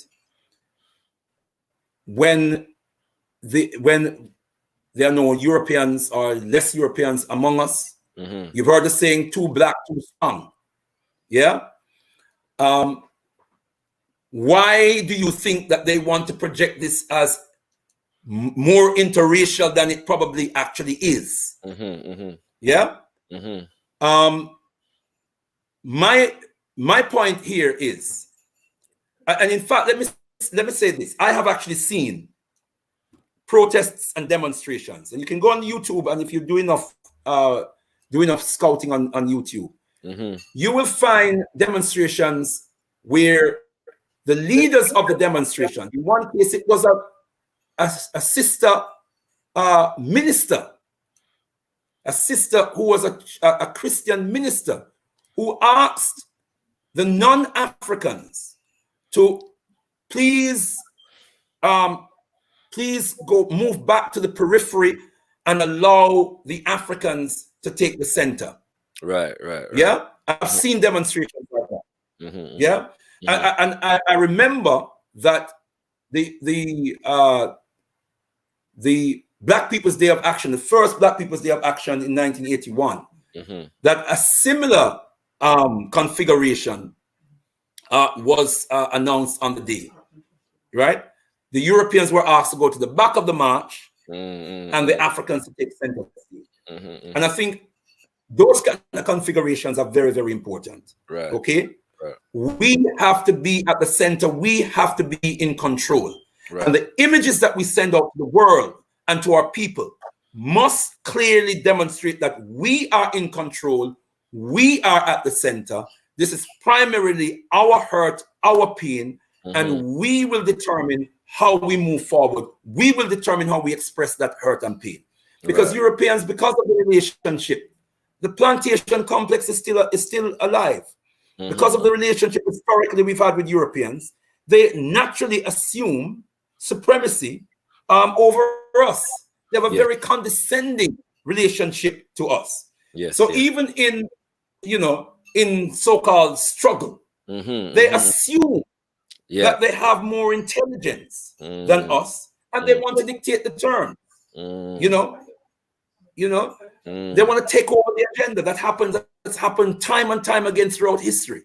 So I think it's very, very important that we are in charge, and we take center stage, and we keep our issues foremost on the agenda. Yes. Tendai. In relation to what was said earlier about Black Lives Matter, Brother Omowale Africa has a presentation on YouTube called Ally Provocateurs and the Re-Emergence of Black Lives Matter on YouTube. It's very, very interesting presentation that deals with actually M.A. Brown's question and what was said previously in relation to the organized formation of Black Lives Matter. Yeah. So Ally Provocateurs and the Re-Emergence of Black Lives Matter in the Wake of George Floyd by Omowale Africa spelled with a K. And Brother Leader, I do want to get your opinion. By the way, Kings and Queens, the link is in the chat. Yeah, the link is in the chat for anybody else who wants to come through live and relate to Brother Leader Mbandaka. Giving thanks to Miss Amelia for sending a contribution through. She says intergenerational building is the key to our liberation. Good work, Kings. Give thanks for your financial contribution, my sister. And that prompts me to say to the brothers and sisters watching that we are open to the extended family right now, Kings and Queens, that if you want to support gotkushTV, just visit gotkushTV.com/support, and you can join the gotkushTV extended family and ensure the development of gotkushTV as an independent Black media institution serving our community worldwide. Once again, that's gotkushTV.com/support to join the gotkushTV extended family, receive a lot of the benefits that are concerned with that, and all the information is right there. Brother Leader, you made reference to the images that are put out to the world, and one very, very significant image has been flooding the media since Imani Day, Saturday gone, a protest that I was actually at, and this particular image has gone around the media, and I don't know if you can see the image, Brother Leader. Tendai, yes, I can. Right. An African, rather strong, powerful looking African man carrying a European redneck on his shoulder. Yes, right. Now, I don't know if you've seen the interviews with this brother, and the fact that this image has been the #1 image coming out of a protest, at which Africans were peacefully, gathering, and white racists came to attack us. And the #1 image that comes out of that is an image such as this, of an African saving one of the white racists from being beaten up by a group of Africans who he had come to attack. Yeah. Now, bearing in mind what's here is actually not what has gone out. More often than when you see the image, the police are not really in it. Yeah, it's just the brother surrounded by other brothers carrying the white boy. Yeah. Now, I just want your assessment of what an image like this coming out of that circumstance. What message does that send to the world? Because Africans are now celebrating. Look at our capacity for love, right? And how in the face of hate, we have this supreme capacity to reach out to those who want to hate us and save them. And I'm not even, because I don't know, have you seen the interview with this brother leader? No, I've seen the image, right? But I've not seen the interview. I will look it up. Yes, no, it's interesting. I only mentioned it to say that the brother has stated that basically what he saw was a number of brothers around this particular individual, and it looked like some serious harm could come to him, and he didn't want the man them to to go too far with the thing. Yeah, and so he took the European out of that equation. Given the circumstance, yeah. Like we don't know if we want to be dead in man on the road right about now. So it may have been the right thing to do. However, the media, the response from our community, yes, has been for the most part this what I've just mentioned. Look at our capacity to love. Yeah. So what does this say as a primary image coming out of a circumstance whereby we are peacefully gathering, European races come to attack us, and then the number one image is us saving one of them from harm? What message do you think that sends? Well, Tendai Mwari, that the European is playing the same mind game with African people as they've always played. And they are defining our role. This image of an African carrying a European on his shoulder and saving a European is one of the roles that they have assigned to us as African people in the Ma'afa. We are there to protect Europeans, even Europeans who are vicious and evil towards us. It's a turn the other cheek philosophy that's being promoted here. It reminds me somewhat of Rodney King, when after the police beat him near to death, and the most common footage that the world saw of Rodney King was in the wake of the uprisings, Rodney King coming on TV and saying, "Why can't we all just get along?" Yeah. Take the Charleston, South Carolina massacre, where this murderer, this vicious racist murderer killed 9 people in a church. 9 people in a church as they welcomed him in for prayer meeting, Bible study, and he sat down, sat through the prayer meeting. At the end of it, took out his murder weapon and gunned down in cold blood 9 African kings and queens. And within maybe 24, 48 hours at the most, they had relatives of the victims coming on TV saying they forgive him and they want to give him love. The brother Anthony Walker comes to mind as well, brother Leader, in Liverpool. Exactly, Anthony Walker walking on the road. 2 white thugs, murdering white thugs, attack him, dislodge an hatchet in his head, murdered the brother. The young the brother mother comes on TV. Yeah, it's a schoolboy. The mother comes on TV and want to forgive him. The name of the brother eludes me at the moment, but there's a brother in the United States who was killed in his own home by a white female police officer. Yes. Fairly recent. Yeah, it's gone out my head as well. But I She lived next door to the brother. She entered the brother's home, shot the brother to death, and then her defense was that she thought she was in her own home. She thought she was in her own house and he was an intruder. So she shot him to death. The case went to court. She was convicted, sentenced to 10 years. And then the brother, the blood brother of the victim, the deceased victim, then asked if he could give her a hug. And so in the courtroom in front of all these cameras, there's this brother giving this white police, murdering white police officer who killed his brother a big hug. And then the judge, the brother's name is Botham the G. judge comes down off her bench. Huh? I believe the brother's name is down off her bench. Say again? I believe the brother's name is Botham Jean, I think it is. That's the one. Yes, Botham Jean. Jean, yeah, sorry, excuse me. Botham Jean. Your France is better than mine, brother. Your France is better than mine. Only slightly, only because I've heard the name pronounced. But yes, a French, Botham Jean. Yes. So you see the mind games that they play with us. You see, I've studied Rodney King enough to know that he said a lot more than why can't we just get along? Right. Yeah. Right. Yes. I've studied Rodney King enough to know that Rodney King said a lot about what those police officers were saying to him while they were battering him on the ground. Right? That they told him that he's going to die. They're going to kill him. That they reduced him to an N-word. And they kept on repeating that N-word. And they kept saying to him, run, N-word, run.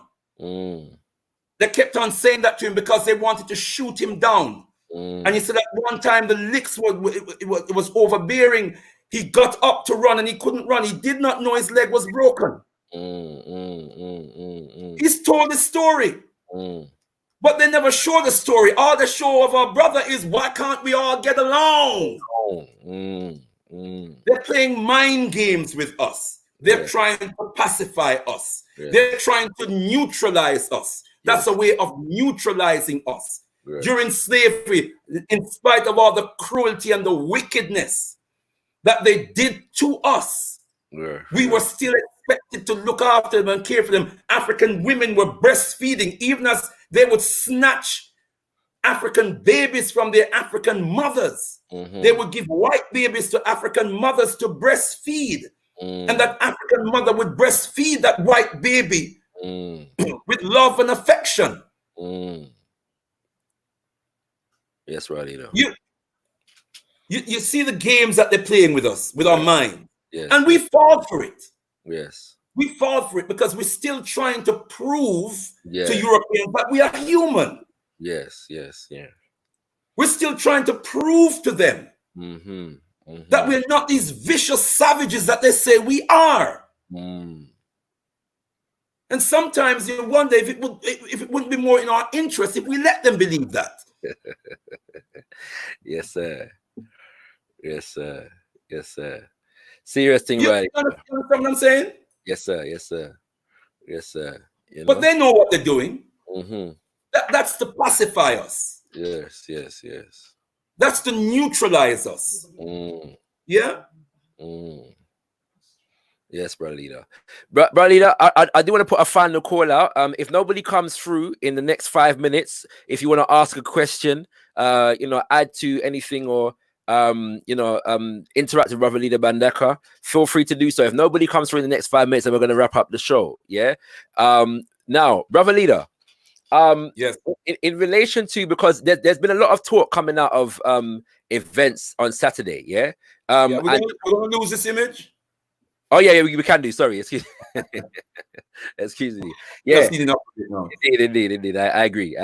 So on Saturday, brother leader, a Black Lives Matter march was planned, and eventually cancelled because the racist right wing, in this country said that they were going to come out and represent and quote protect their statues. Yeah, as you know, the statue of Edward Colston, the enslaver boy in Bristol. was taken down recently. Yeah. And so Black Lives Matter eventually cancelled their planned demonstration, and the call was put out by others, including Rasbek Fayabingi, including Mega Man from Socially Crew, and others, that we should go down there anyway and gather at Trafalgar Square. Yeah. Yeah. Now, as a result, the Europeans were at Parliament Square protecting Churchill and the boys, and we were at Trafalgar Square. But they eventually came down to attack those of us who were there, severely outnumbered. Yeah. Now I'm asking you this as a long-standing activist. We've been in different marches and different circumstances where things can get sticky. Okay. And there was an attack from multiple angles. Yes. And wherever they tried to attack from, brothers and sisters went to go meet them. And sometimes in doing so, we left ourselves vulnerable. Yes. Because our defense was not as coordinated as their attack, if that makes sense. Yeah. So as a long-standing activist, what advice would you give to our community when we find ourselves in situations like those where organized groups of white racists have come with the express purpose of attacking us? They were throwing beer bottles and Courvoisier rum bottles and all kinds of different things at the crowd. They were throwing fireworks, yes, into the crowd, yeah, and all kinds of different things were taking place, and then come in and police had to, do all kinds of. But some are saying, well, the police must have let them through because the numbers of police that was there, how them get through the police when they did it, yeah. So, what would you advise for our community in terms of formulating and organizing in situations like those when we're directly under physical attack?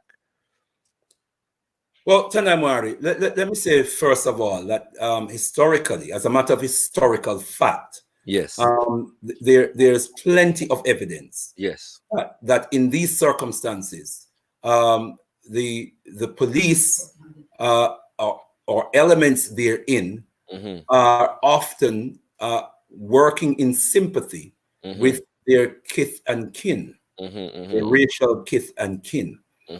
There is evidence historically of this, so that is something that we need to be aware of. That said, we are citizens of this country. We pay our taxes, and we pay our taxes, amongst other things, for whatever it's worth, for the protection and the service of the police. And in circumstances like those, the police have a duty and the responsibility to protect the law-abiding citizens against those who are flouting the law and who are aggressively attacking law-abiding citizens who are exercising their democratic rights to protest. That's on one level. On another level, and on a practical level, and on a common sense level, we have to organize ourselves as African people in a manner that we are able to protect ourselves in situations like those.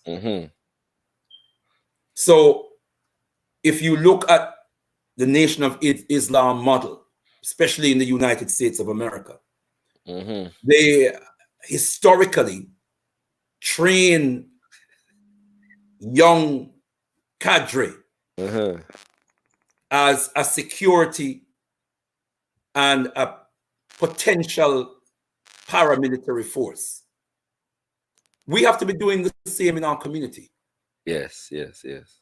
We have to be doing the same in our organizations and in our community as a whole, so that when we have demonstrations like these, we can ensure that we have the wherewithal, we have the personnel, the trained personnel, efficient and effective trained personnel on the ground who can protect the masses of our people from those kinds of attacks from the white rednecks, racist rednecks of society. But we have to remind ourselves that there is evidence and there is every possibility that they are working with legitimate institutions of society. That our biggest problem is not the loudmouth, redneck, racist, bellowing racist epithets on the streets. That's not the biggest threat to us. That a much bigger threat is how institutionally racism is structured and systemized. Yes, yes, yes. And permeates every aspect of life and every aspect of society. Because this is where does that mentality come from? Where white individuals feel that they have, and what it boils down to is that they feel they have the right to exercise the power of life and death over Africans. Where does that come from? It comes from a history where Europeans, the British Empire, was built on Britain, white Britain, exercising the power of life and death over Black Africans. The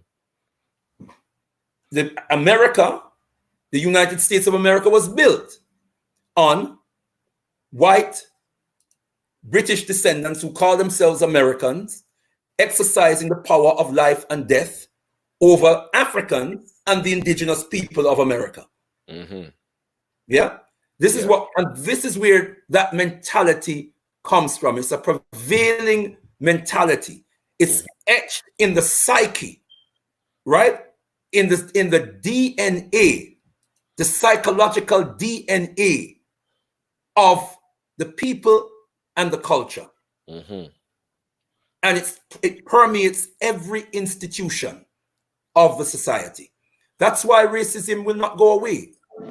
And notwithstanding the global outpouring and outrage in response to the George Floyd murder, notwithstanding that, it will not go away because there is not the will. There is not the political will. Yeah. It is not the political inclination to end racism, because racism is founded on the myth of white supremacy. And white supremacy has to prevail as a mechanism for protecting European imperialism. Don't worry. Don't worry. Brother Leader, it's a double bill right about now because another one of your sons has decided to join us. Big up my brother, my little brother. Simba, Natural Mystic in the building.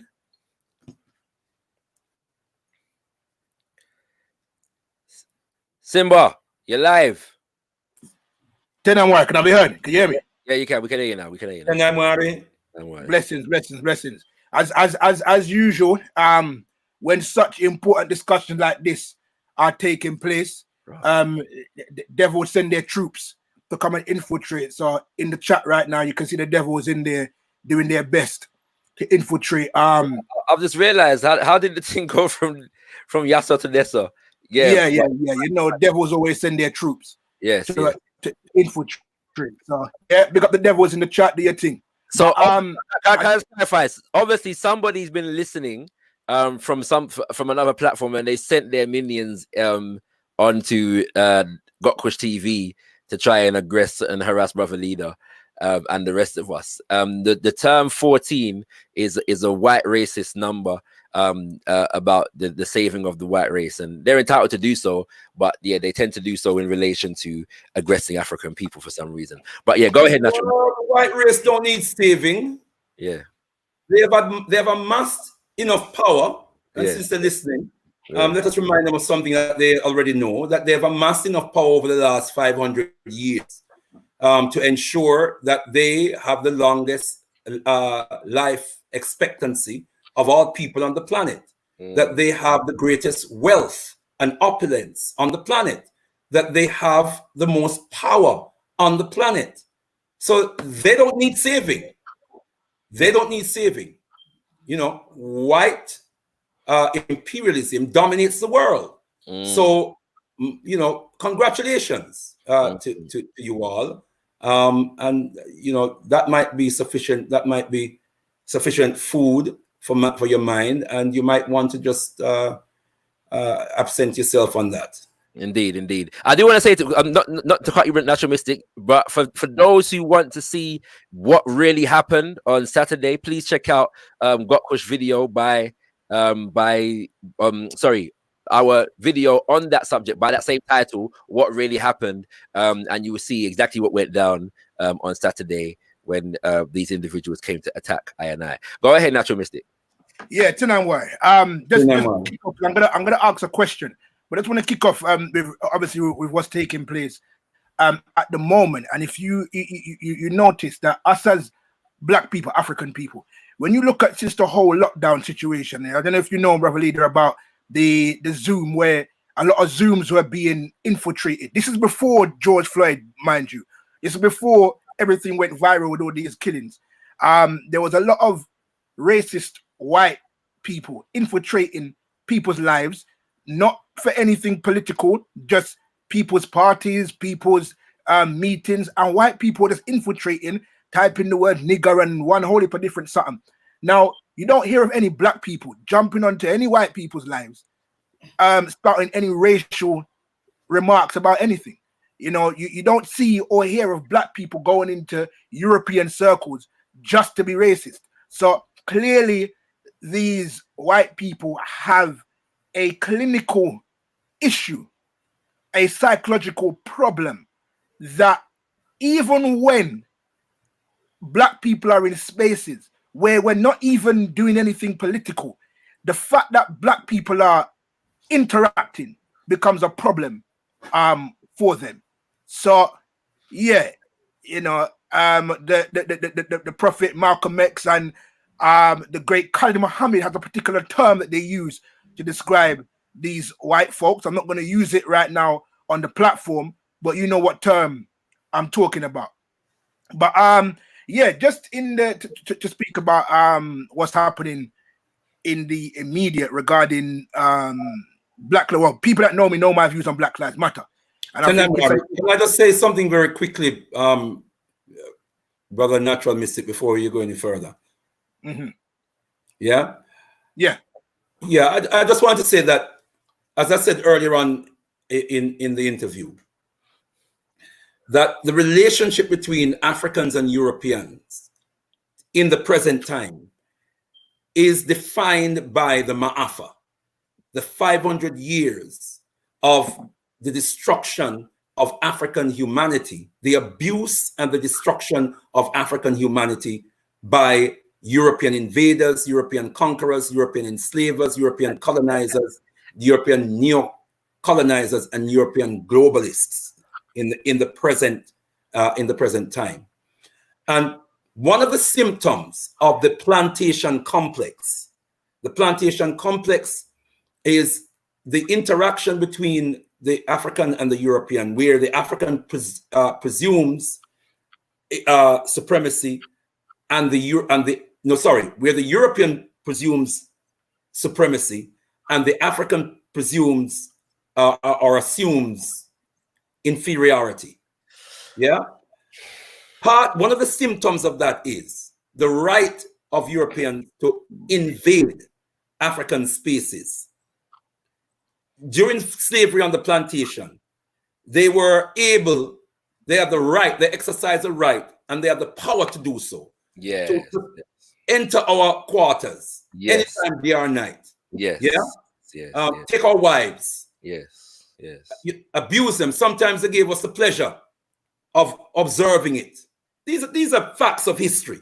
Yes. You know, sometimes they gave us the pleasure of witnessing it ourselves. Yeah. Just in case we don't know what they do when they take our wives. And sometimes it's our very daughters. Yes. Yeah. And so they could invade our physical spaces. They could invade our body spaces as well. You know.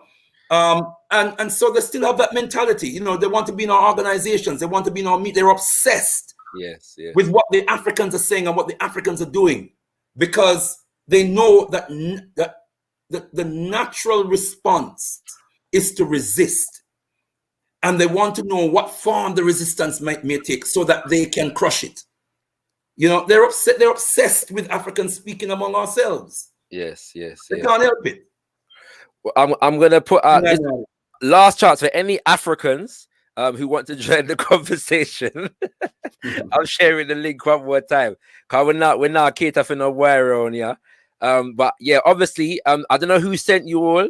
But we just want to say thank you very much for the extra views on the video. We do appreciate it because these videos are monetized. And so we do give thanks, yeah, for the extra views on this video, and for everybody that has given $2 reparations to put towards the repatriation fund. It's much appreciated. And we just want to put a caveat though to the little $2 repatriation fund money.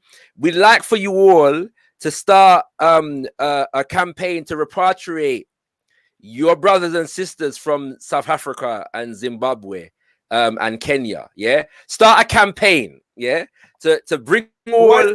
Why stop there? Botswana. Yeah, all that, you know what I'm saying? So all Mozambique, all of them, yeah, all the Europeans in Africa and the Caribbean with their big multinational corporations campaign to the British government and all of those companies to tell them to get out of Africa and the Caribbean and anywhere black people are and come back home to the mother country. Yeah, yeah. Not that though. Not just that. Whilst you're at it, sorry, that's what we say. Whilst you're at it, your children in Australia, tell them to come home, yeah, right, and start fast with the people them, the Aboriginal people them over there, so, and in New Zealand, yeah. You stole my thunder, Chakara. Sorry, I apologize, brother leader. No, go ahead. I just want you to know you stole my thunder. Yeah, and the United States of America, yeah, tell them to leave the indigenous people them alone. Yeah, Canada, Mexico. Yeah, and all of tell them all to come home. Yeah, Brazil and Brazil, Argentina. Yeah, come home to Britain and Portugal and France and Belgium, Germany, Luxembourg. Place there. Yeah, tell them come home. Yeah, and then we'll gladly go home. Yeah, I'm sure nobody wants to stay here as an African if they don't absolutely have to for the sake of circumstances. So I have no national boundaries in the word of Papa Garvey. I have no national boundaries as far as the African is concerned. The whole world is my province until Africa and all Africans are free. Words of the most eminent prophet and king, His Excellency Marcus Garvey. So he's the word.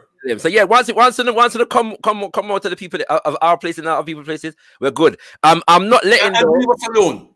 Yes, indeed, and leave us alone. So you've invaded the chat, but gotkushTV will not be a platform for profiling white racists. So any of you trying to come through live, I'm sorry, but Brother Leader's time is way too precious to be engaging you. Yeah, so we will not be having that. But any Africans who want to come through with something positive to say, then feel free to do so. Sorry, I suggest enough focus on them now. Indeed, stroke egos enough. Hopefully they can go somewhere else and get some ego food. Indeed, most definitely. I just wanted to say before I just wanted to say that the African saying to count sand, you start from where you stand.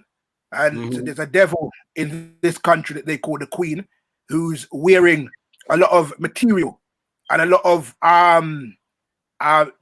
jewelry, a lot of gold, a lot of expensive wares from the motherland. So when we do make that journey back home, hopefully we can bring that devil they call the Queen into the streets and strip her naked of what she's stolen from Africa and take that back on the banana boat with us to our motherland. I hope that's part of the deal of the reparations, along with the £2 that they've sent us.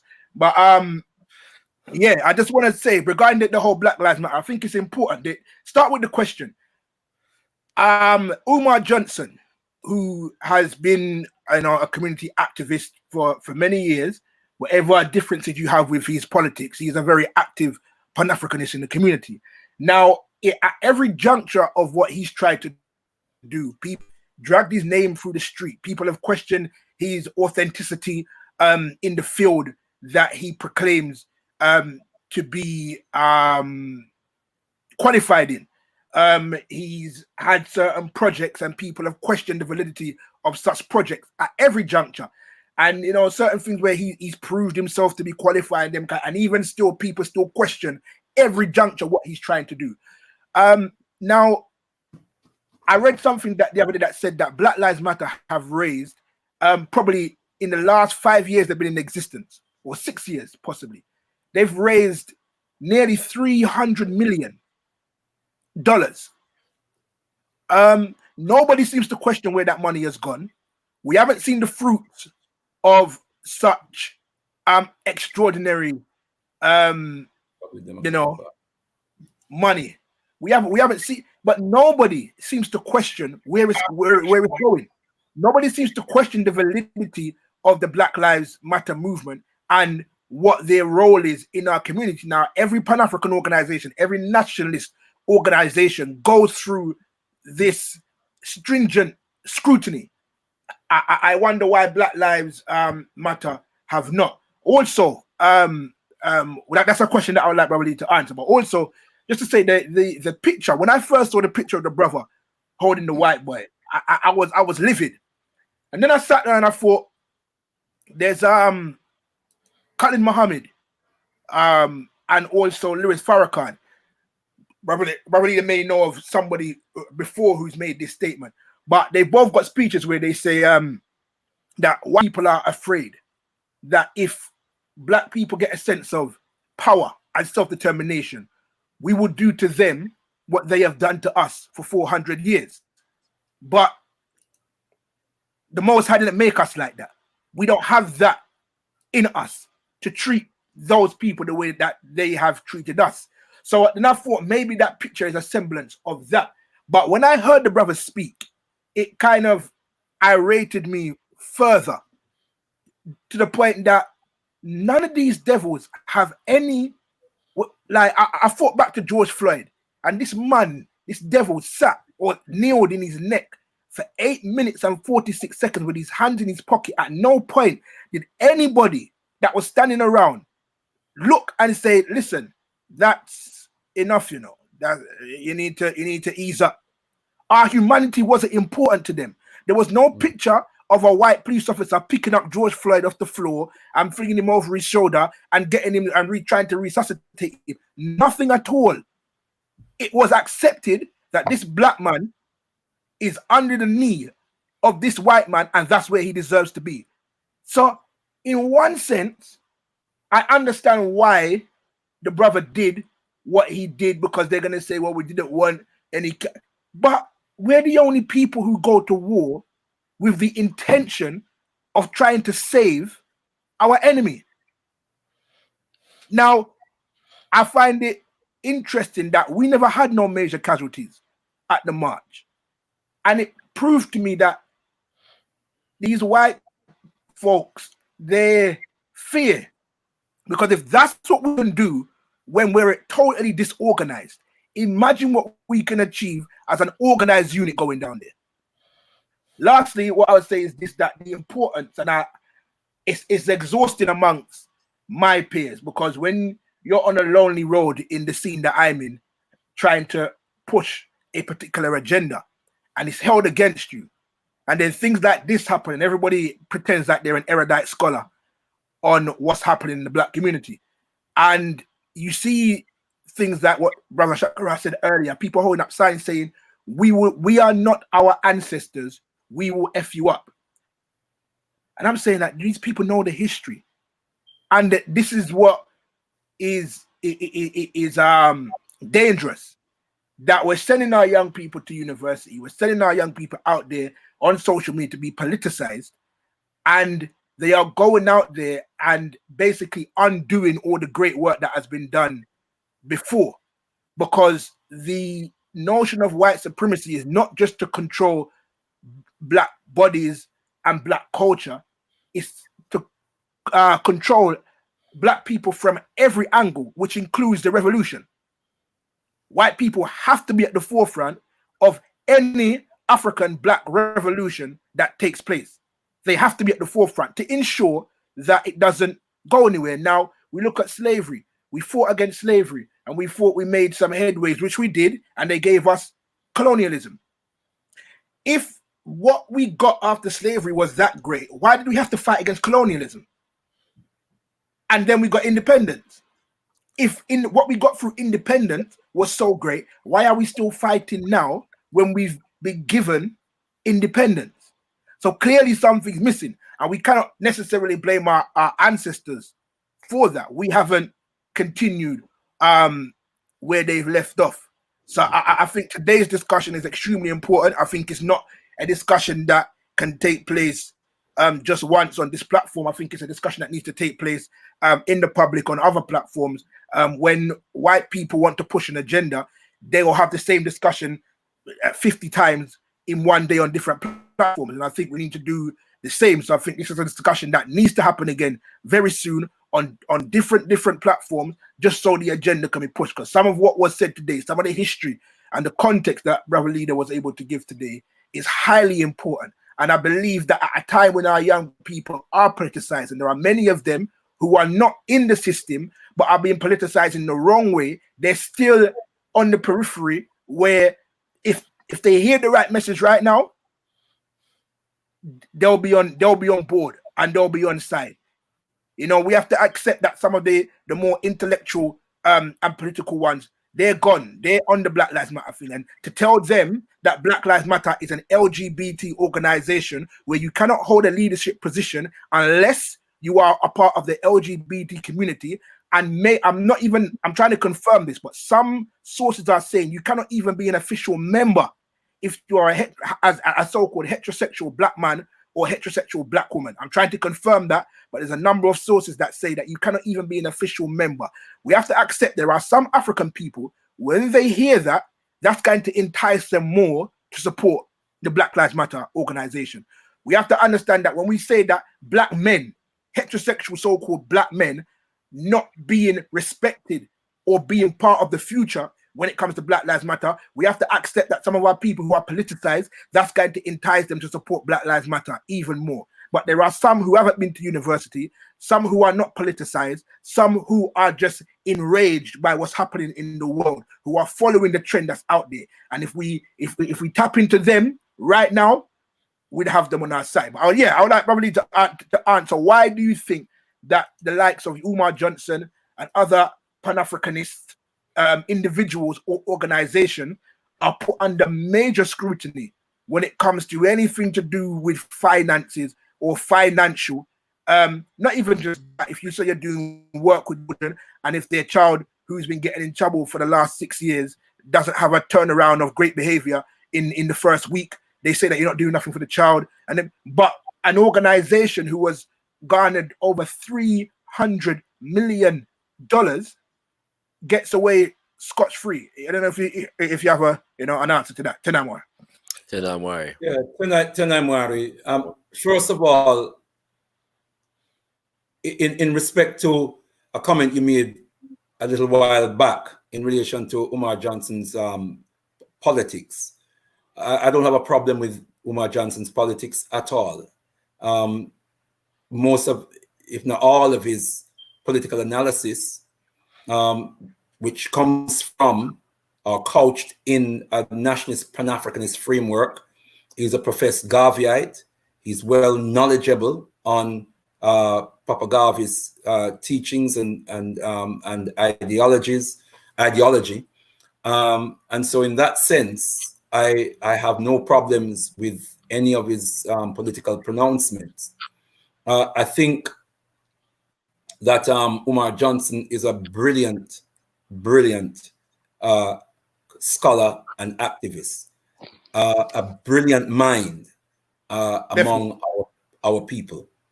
One of the most powerful orators I have ever come across. He is so gifted. A real potential asset amongst our people. Sure.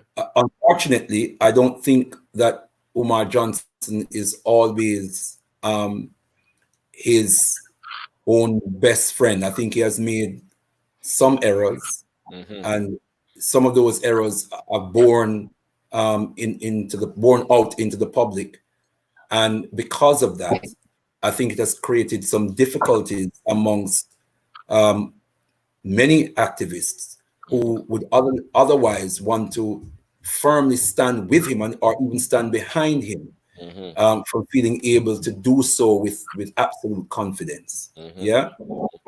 That said, I think your analysis about the hostilities that genuine freedom fighters among us, genuine Africans, when they seek to raise funds to organize and build on behalf of our people, are subjected to unnecessary levels and unjust levels of scrutiny. That is true.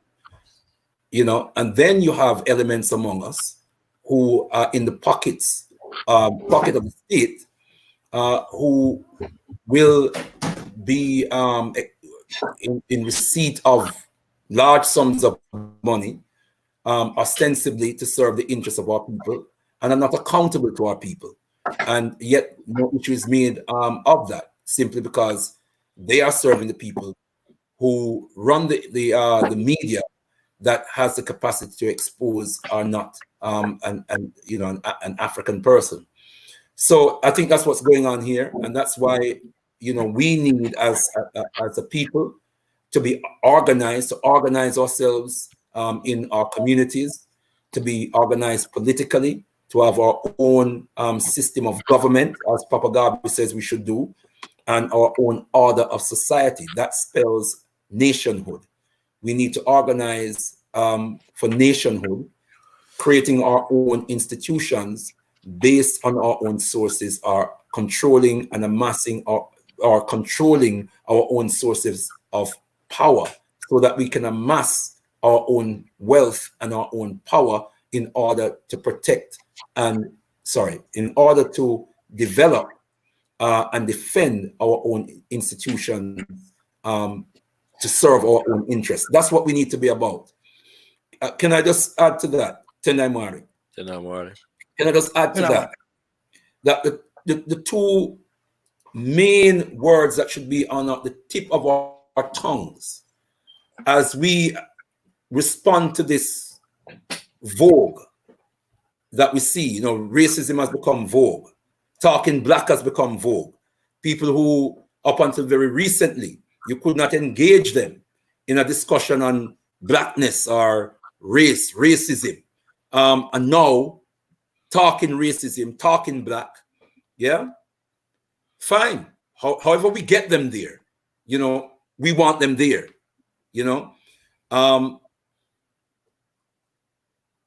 But most of the discussion I hear is about how can we get them to accept us? How can we get them to be more humane towards us? How can we get them to assimilate us more into their system, their culture, their industries, their institutions? Why aren't there more black people at the board level? That's the kind of talk I'm hearing more than anything else. And I'm not surprised that the mass media has its agenda. Yeah. What we need to be discussing as African people is about how we can organize for power. How can we pool our resources, human and material resources, so that we can collectively empower ourselves? The word power should be on the tip of our tongues. And power, sorry? Go ahead, brother. Go ahead. Power is the capacity to effect your will. Power is the capacity to effect your will. So when you have power, yes. If I can, there's a sports analyst called Shannon Sharp, and he on a recent show said that in the world that we live, black people didn't create anything. White people created everything. If you go to university, you go to college, you learn about all the erudite white folks. If you want to catch it, say that again. Utter rubbish. No. He's being sarcastic. He's being sarcastic. He's saying that we live in a world where white people have created everything. If you want to pass your exams, you have to learn whatever that white scholar said. Great white men have brought everything good into this world. But now we have to teach them on how to treat us. We have to teach them not to be racist. These are the people, everything great in the world. If you want to get a PhD, a master's, you have to study these great white folks. But we have to teach them how to treat people.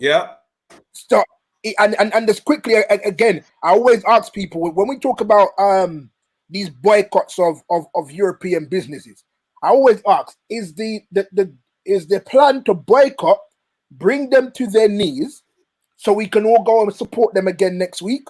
Or is it to boycott, bring them to their knees and create black industry? Another, just not to sideline you, but also a question on that, because my understanding is the Montgomery bus boycott went on for about a year, and we brought the bus company to their knees, which is why we got the change that we were seeking at the beginning. The problem was all of these modes of transport that we created during that year to transport ourselves to school, college, and work. We disbanded them once we was allowed back on the European forms of transport. So are you able to speak to that, where we have a history of proving our economic power, but then once white people allow us back in, we just go back and forget about what we've created? Tendai Mwari. In fact, the Montgomery bus boycott, which was from 1955, I think it was November 1955 to December 1956. Now, I may have the months a little bit off, out of sync there, but the year is absolutely correct.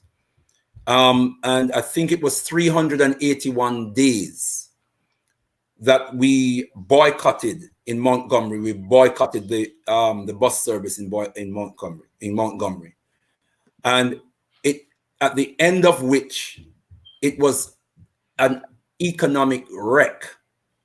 But more than that, the businesses in the city were also suffering because we were not buying from the businesses. So the businesses were suffering. White families were suffering because African so-called maids were not turning up for work. So the whole system of the South, the whole cultural system, the whole social system, the economic system, as a result of that bus boycott, was an utter wreck. And you're quite right to suggest, brother Natural Mystic, that what we should have done is capitalized on the advances that we had made. We had created a transport system. We needed to have built on that. And even businesses, we found ways of feeding ourselves, finding our own foods, etc., right? And these are things that we should have built upon. But we did not do that. We've got to learn those lessons. I started to say power is the capacity to effect your will. Power is the capacity to effect your will. When we as a people have the collective capacity to effect our will, what do we mean by this? If we will our children to get the best out of an educational and socialization experience, we build schools. Exercise the power to build schools. When we do that, we are demonstrating. When we build the schools, not just will it, not just desire it, but bring it into being, then we have exercised the capacity to effect our will. We are demonstrating power. If we pull together and get the best of our medical experts, our doctors, our nurses, etc., to build or to develop health systems, health clinics, then we are demonstrating, we are exercising our power to effect our will. That's power. That's power. If we pool our resources and open a supermarket so that we can create jobs for our people, open a credit union so that we can organize the development of our own finances, we are exercising the capacity to effect our will. When we are organizing and developing our finances, we generate and amass the kind of income and the kind of the financial wherewithal that can undergird services and institutions, or the development of services and institutions that we need in our community. And that's the way that we have to start thinking. So the word power is a word that should be on our minds and on the tip of our tongues as we discuss and as we prosecute this issue arising out of the murder of George Floyd. And the other word that should be on our minds and on the tip of our tongues is reparations. Reparations. The demand that we must continue to make on the practitioners of the Ma'afa, the enslavers, the invaders, the colonizers, the racist oppressors of our people, the demand that we have the right and we must continue to make for reparations, holding them accountable and liable to repair the damage that they have done to African humanity. Well, that's something that they're not going to do willingly, and that's something that they're not going to do unless we have the power to make them do it. All people who have received reparations in human history have done so from a position of unity and organization. And from unity and organization, they have generated the power to demand from those who have done them wrong to pay reparations. So those two words, power and reparations. Right. And we should be organizing for power and organizing for reparations. And stuff is about, we need more people in the House of Commons, and we need more people in the board, and in the police force we need more black police officers. Just roll out that same narrative every time we find ourselves in a crisis situation. And can I just say this? I should have said this earlier on. We must always remember, as important as the demonstrations are, and the campaigns are, and the protests are, at the end of it, we have not produced anything, we have not built anything, we have not created anything. We must remember that is not really the foundation of our work. That is not really the greater emphasis that we should place on our movement. Our movement must be about building, creating, developing institutions, industries, programs to serve our interest, our collective interest. So we can march, we can demonstrate, we can put political pressure on the powers that be. We can expose them. Some of our people engage in burning things down. Burn it down to the ground, but we still ain't built anything yet. We still have not produced anything. We still have not created anything. So we've got to think in terms of building, creating, producing in our interest. Tendai Mwari. Natural Mystic, we're going to wrap up the show now, yeah? Yeah, give thanks for coming through. Give thanks for coming through. Truly appreciate the energies, the vibrations. Brother Leader, in wrapping up, let us just focus quickly on the centenary of the International Convention. And we've got the month of Messiah coming up, so just let the viewers know about that International Convention and the importance of Messiah as we wrap up the show. Give our listeners information as to where they can find the Alkebu-Lan Revivalist movement, and we'll close the show. Now, to Mr. I'm gonna let you go, yeah, as we wrap up the show. Oh, yeah, blessings. Yeah, bless up. Peace out. Tenawar. Yeah. Okay, Tendai Mwari. Firstly, to say that this year also marks the 80th anniversary of the passing of the most eminent prophet and king, His Excellency Marcus Garvey, who left our earthly company on the 10th day of the 6th month, so-called June, in the year 1940, so-called 1940. And so this is a landmark year since his passing. But let us remind ourselves that he said he intends, with our help and with God's grace, to continue, because his work has just begun, and that future generations shall have in their hands the guide by which they shall know the sins of the 20th century. He says, I do, and I know you too believe in time. Well, we shall wait 200 years, if needs be, to face our enemies through our posterity. We are his posterity. We are the posterity of the contemporaries of the most eminent prophet and king, His Excellency Marcus Garvey. It is through us that he lives. It is through us that he breathes. It is through us that he continues to channel his thoughts and his words and his deeds.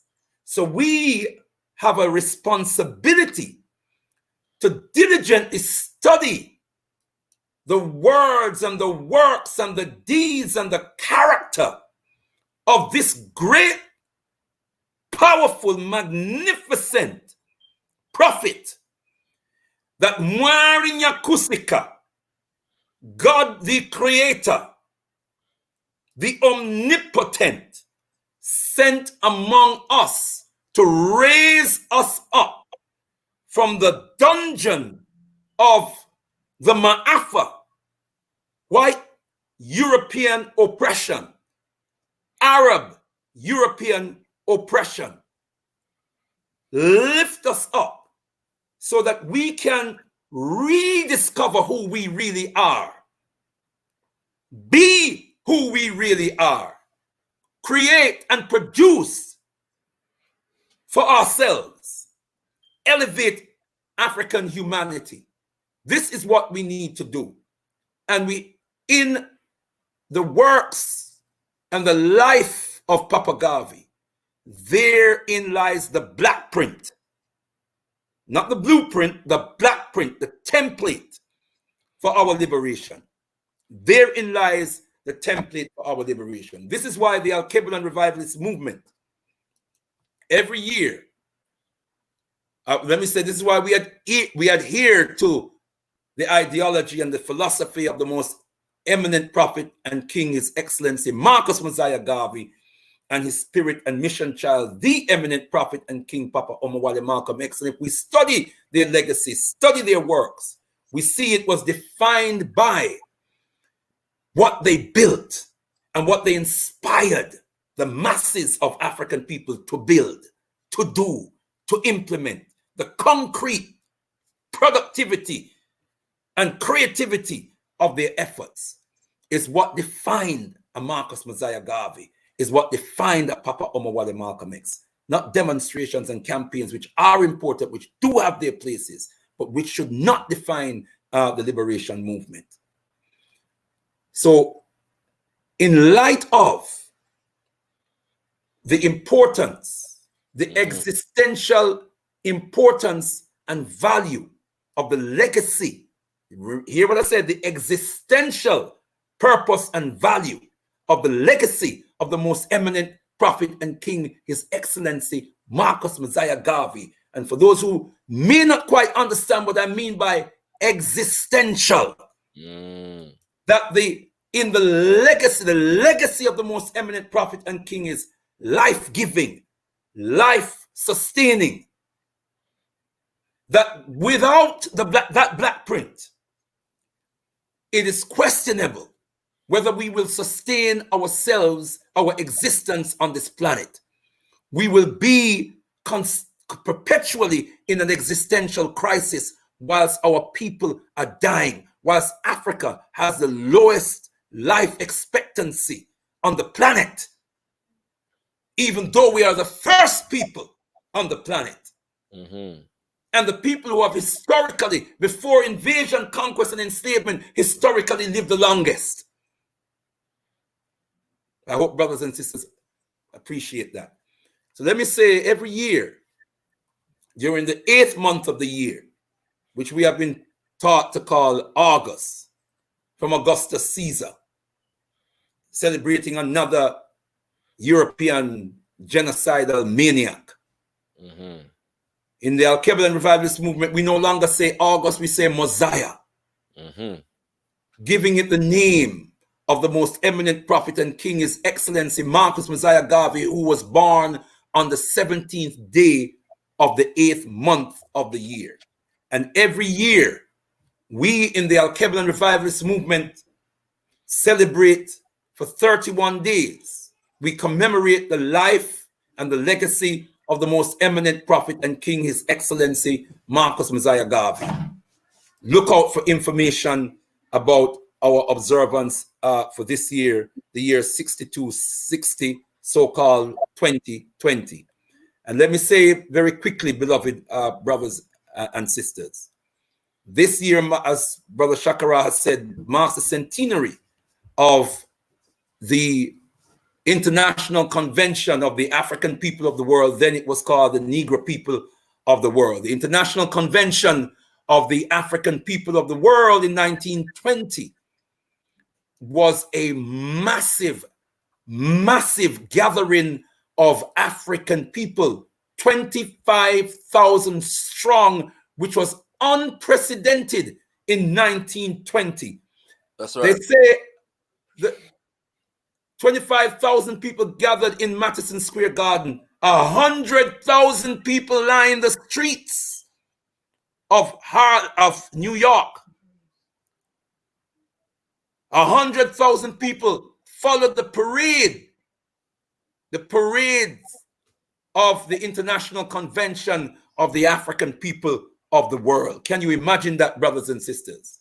And people now see a couple of thousand people out on the streets and say, oh, this is unprecedented. We've never done this before. Yeah? But this was not to demonstrate to the government and demanding this from the government and demanding that from the government. There was a Declaration of Rights of the African people of the world that stated certain demands. But behind that, we were engaging in nation building. Sure. And so a government, a provisional government was established.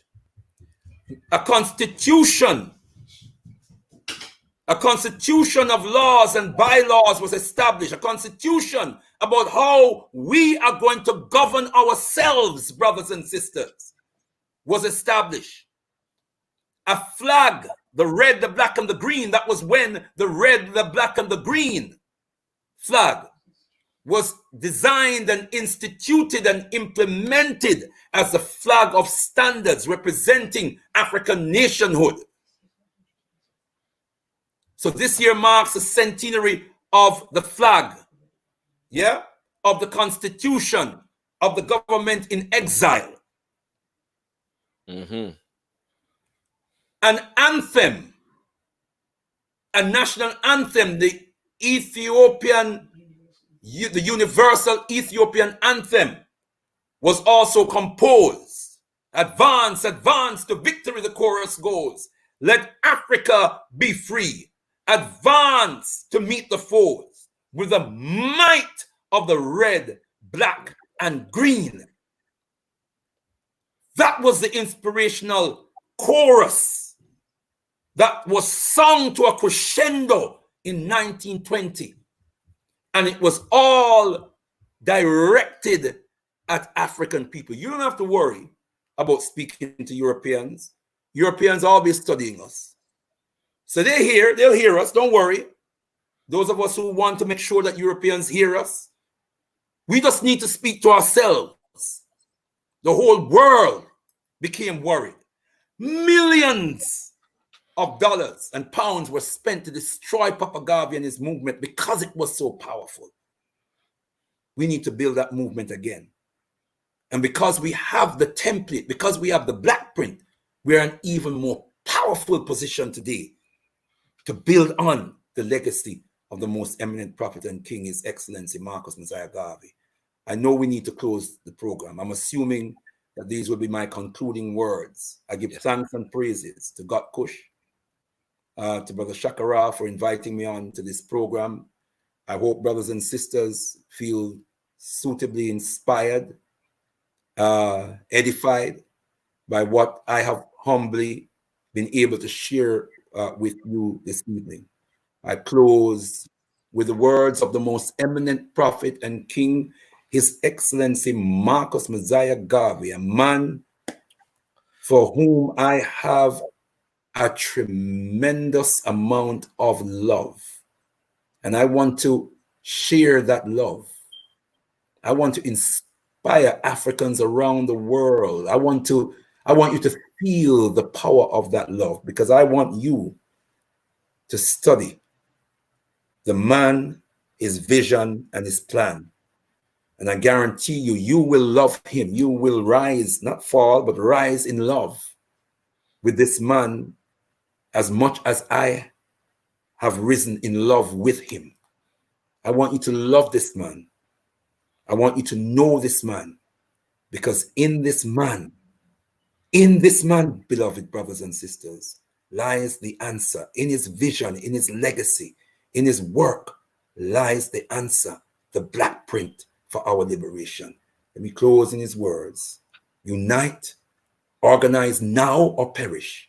Rise, you mighty African people. Rise, you mighty African people, for you can accomplish whatever you will.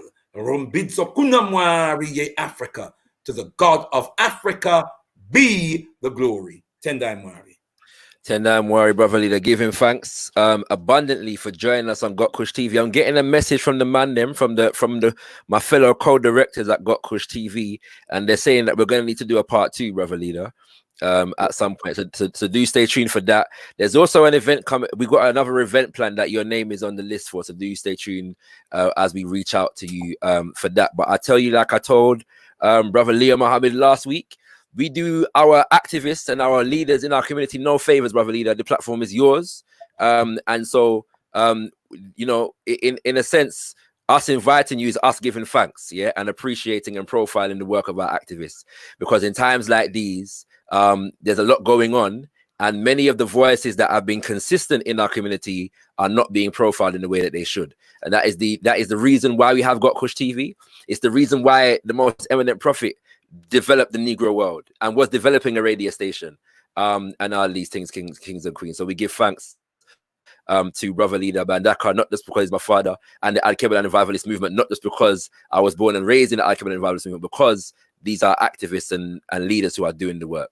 So we give thanks to you, brother leader. Thank you, brother Shakara, for your kind words, and to your colleagues at gotkush for that kind invitation. I look forward to working with gotkush in the future, and we hail gotkush for the excellent work that they have been doing in our community for so long. And I'm going to let you go now. Yeah, yes. Go. I didn't give contact, so let me just quickly do that, if I may, brother Shakara. Go ahead.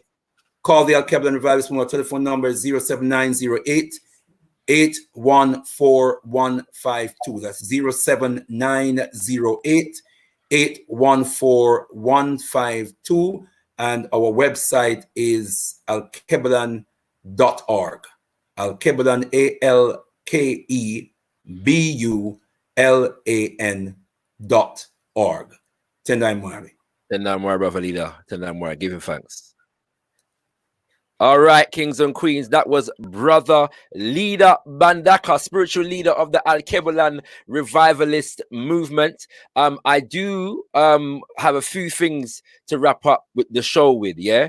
So stay tuned. The first thing I've got to say is, for those who have been here, you would have seen there was an invasion, yeah? There was an invasion from a group of racists. And one of the things that they did, as well as colonizing the chat, is to hit the dislike button abundantly. So I'm going to ask everyone watching right now, if you have not hit the like button, to hit the like button right now, please. And not only to hit the like button, but to also send this video to some other African that you know.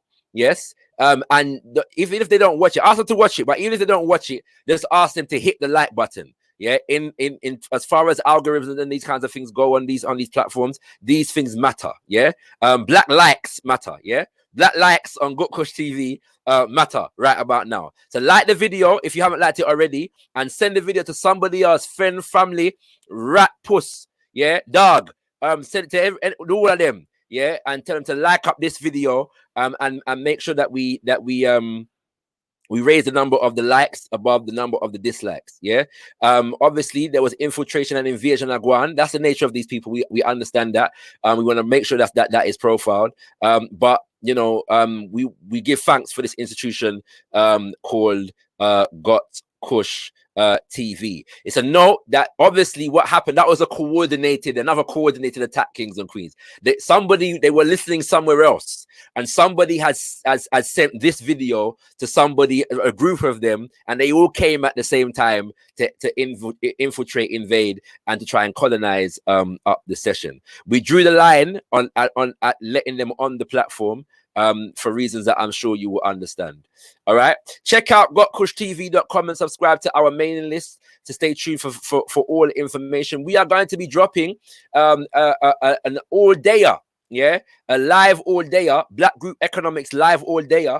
Brother Swiss from the Soul Solid crew has put together an initiative called the Black Pound Day on Saturday, 27th of June. And in support, we are going to be running the Black Group Economics all-dayer, kings and queens, live, whereby we're going to be profiling Black businesses, Black entrepreneurs, and spreading that Black pound around. And all these kinds of things, kings and queens. Yeah. And I want to give thanks to all those who didn't, you know, spend the whole of their time engaging with the invaders as they came through. Just ignore them. We dealt with them on air, and we just ignored them, and they eventually ducked out as we knew that they would. But we give thanks to the support of our brothers and sisters and those who are assisting us. Sometimes we just have to ignore the invader, the colonizer, and get on with our business, and that's what we have done for the most part this evening. Stay tuned next week. Special announcement next week, Tuesday, we are going to be featuring and hosting brother Lord Jamar from the legendary Brand Nubians hip hop group on gotkushTV. We're going to be hosting brother Lord Jamar next week, Tuesday, the 23rd of June at 7 p.m. And on Thursday, we have a sister by the name of Tierney Cherie, yeah, also known as African Esquire, and we're going to be delving more into these issues. She's based in the United States of America also. So next week is going to be a very big week for Quarantine Convos. The following week, we will be speaking to brother Kane the Andrews, and I'm still sealing up on Tuesday, on the 30th, and for the 2nd of July, we're going to get... well, yeah, we'll stay tuned. Next month, I will be doing a preliminary series on Shakara Speaks for leading up to the month of Messiah. Breaking down once a week, we're going to be doing a presentation on Marcus Garvey, the UNIA, and all these things. So do stay tuned for that. You know what I'm saying? Information coming soon. Information for the month of Messiah coming soon. And next up, I'm going to be playing some of the adverts and the trailers for upcoming events and shows. We have how to boost your immune system in the COVID-19 era. We have the rollout of the Cypher, yes, coming starting next week, but the show will be launching on the 29th, Monday, 29th of June. And there's one other thing that I'm forgetting. But yeah, stay tuned, kings and queens. More information to come. Yeah, we give thanks to all those who have joined us. Once again, please share this video with somebody else and get them to like it. Yeah, please share the video with somebody else and get them to like it. Sign up to our mailing list. If you are not subscribed to gotkushTV, subscribe to gotkushTV, gotkushtv.com or gotkushtv.co.uk. Yes, indeed, kings and queens. This is gotkushTV, your unapologetic #1 Black conscious media platform coming out of the UK. Always remember, you ain't got nothing if you ain't got kush. Why are black people 3 times more likely to be diagnosed with COVID-19? Is a vaccine the solution? Is it possible to strengthen your immunity to this virus through natural means? Are we really in the midst of a pandemic? All this and more addressed as gotkushTV presents How to Boost Your Immune System in the COVID-19 Era. For this exclusive live web event, gotkushTV have brought together an illustrious lineup of holistic health practitioners, including Stephen Sali of the Marian Lena Foundation, Ikong of Eat to Live, Not to Die, Kensu Imhotep of the Naturally Holistic Wellness Group, and Leah Salmon, the Naturally You Coach, taking place Sunday, the 25th of June, from 5 p.m. to 9 p.m. GMT, broadcast live on gotkushTV. Tickets are half price until the 15th of June. Get your tickets now from gotkushtv.com. How to boost your immune system in the COVID-19 era. This is an event not to be missed.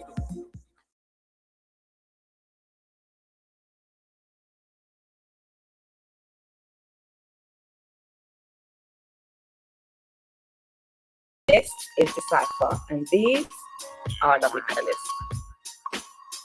African versus Caribbean versus British. I'll say from the African, is it may or not? Everyone's Africanness comes innately. I went to Jamaica earlier this year, and I know I'm not Jamaican. They don't look at me as Jamaican. Yeah. I don't like people just wearing a dashiki and wearing stuff and just saying, yeah, I'm African now. That's very fake to me. You protect people, wanna claim Africa, like it's some superior, something. This being a semicircle, and you, the audience, complete the circle.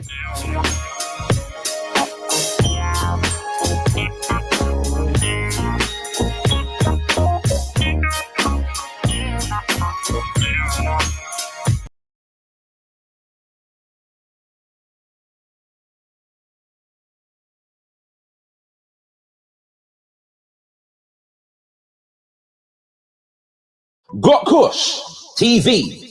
After a stellar 2019, your #1 black conscious media platform is getting ready to go into overdrive for 2020. As we promised last year, we launched The Inside. We premiered the pilot for the Black Group Economic Show. We dropped 2 new seasons of Wordsmith, the #1 platform for artists with a message in the music. We've seen you out on the road, the Black Carpet Awards, the Reparations March, the Legacy Center of Excellence, and more. We brought you Dr. Mumbi, the legendary Bob Andy, Queen Diambi, Kemi Seba, Esther Stanford Hossein, Leo Mohammed, Brother Leader Mbandaka, and more. And now, 2020 is set to see gotkushTV taking it to the next level.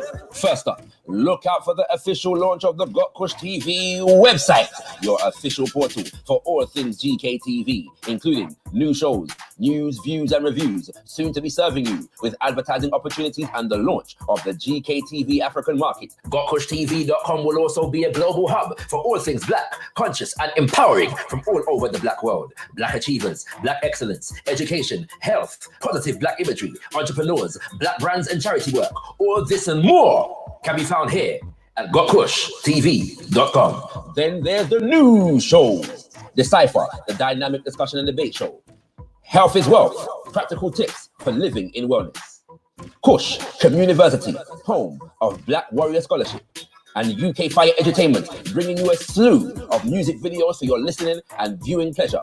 Look out for more of The Insight, Wordsmith, and the full 3rd season of the Black Group Economic Show, all coming your way soon. As always, the GKTV film team is available for hire to cover your events and all filming needs. Visit us at gotkushtv.com for hire inquiries and more information. Stand by all black businesses through our website, social media, and show content. We have monumental advertising, sponsorship, and network opportunities catering especially for you. gotkushTV is about to take off. To join us for the ride, there's 4 things you can do. 1, subscribe to our channel. Hit that bell to make sure you don't miss a release. Join us on all social media and hit up gotkushtv.com to subscribe to our mailing list for exclusive opportunities in the near future. 2, like. Let us know you're feeling our content by hitting that ever so important button of approval. 3, comment.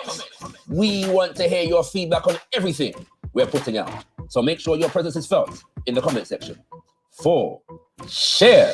Spread the word by hitting that share button and exposing your circle to the magnificence that is gotkushTV. We look forward to building with you throughout 2020 and servicing you with high quality black media production. gotkushTV. Beyond discussion, beyond debate, we put the power in black media.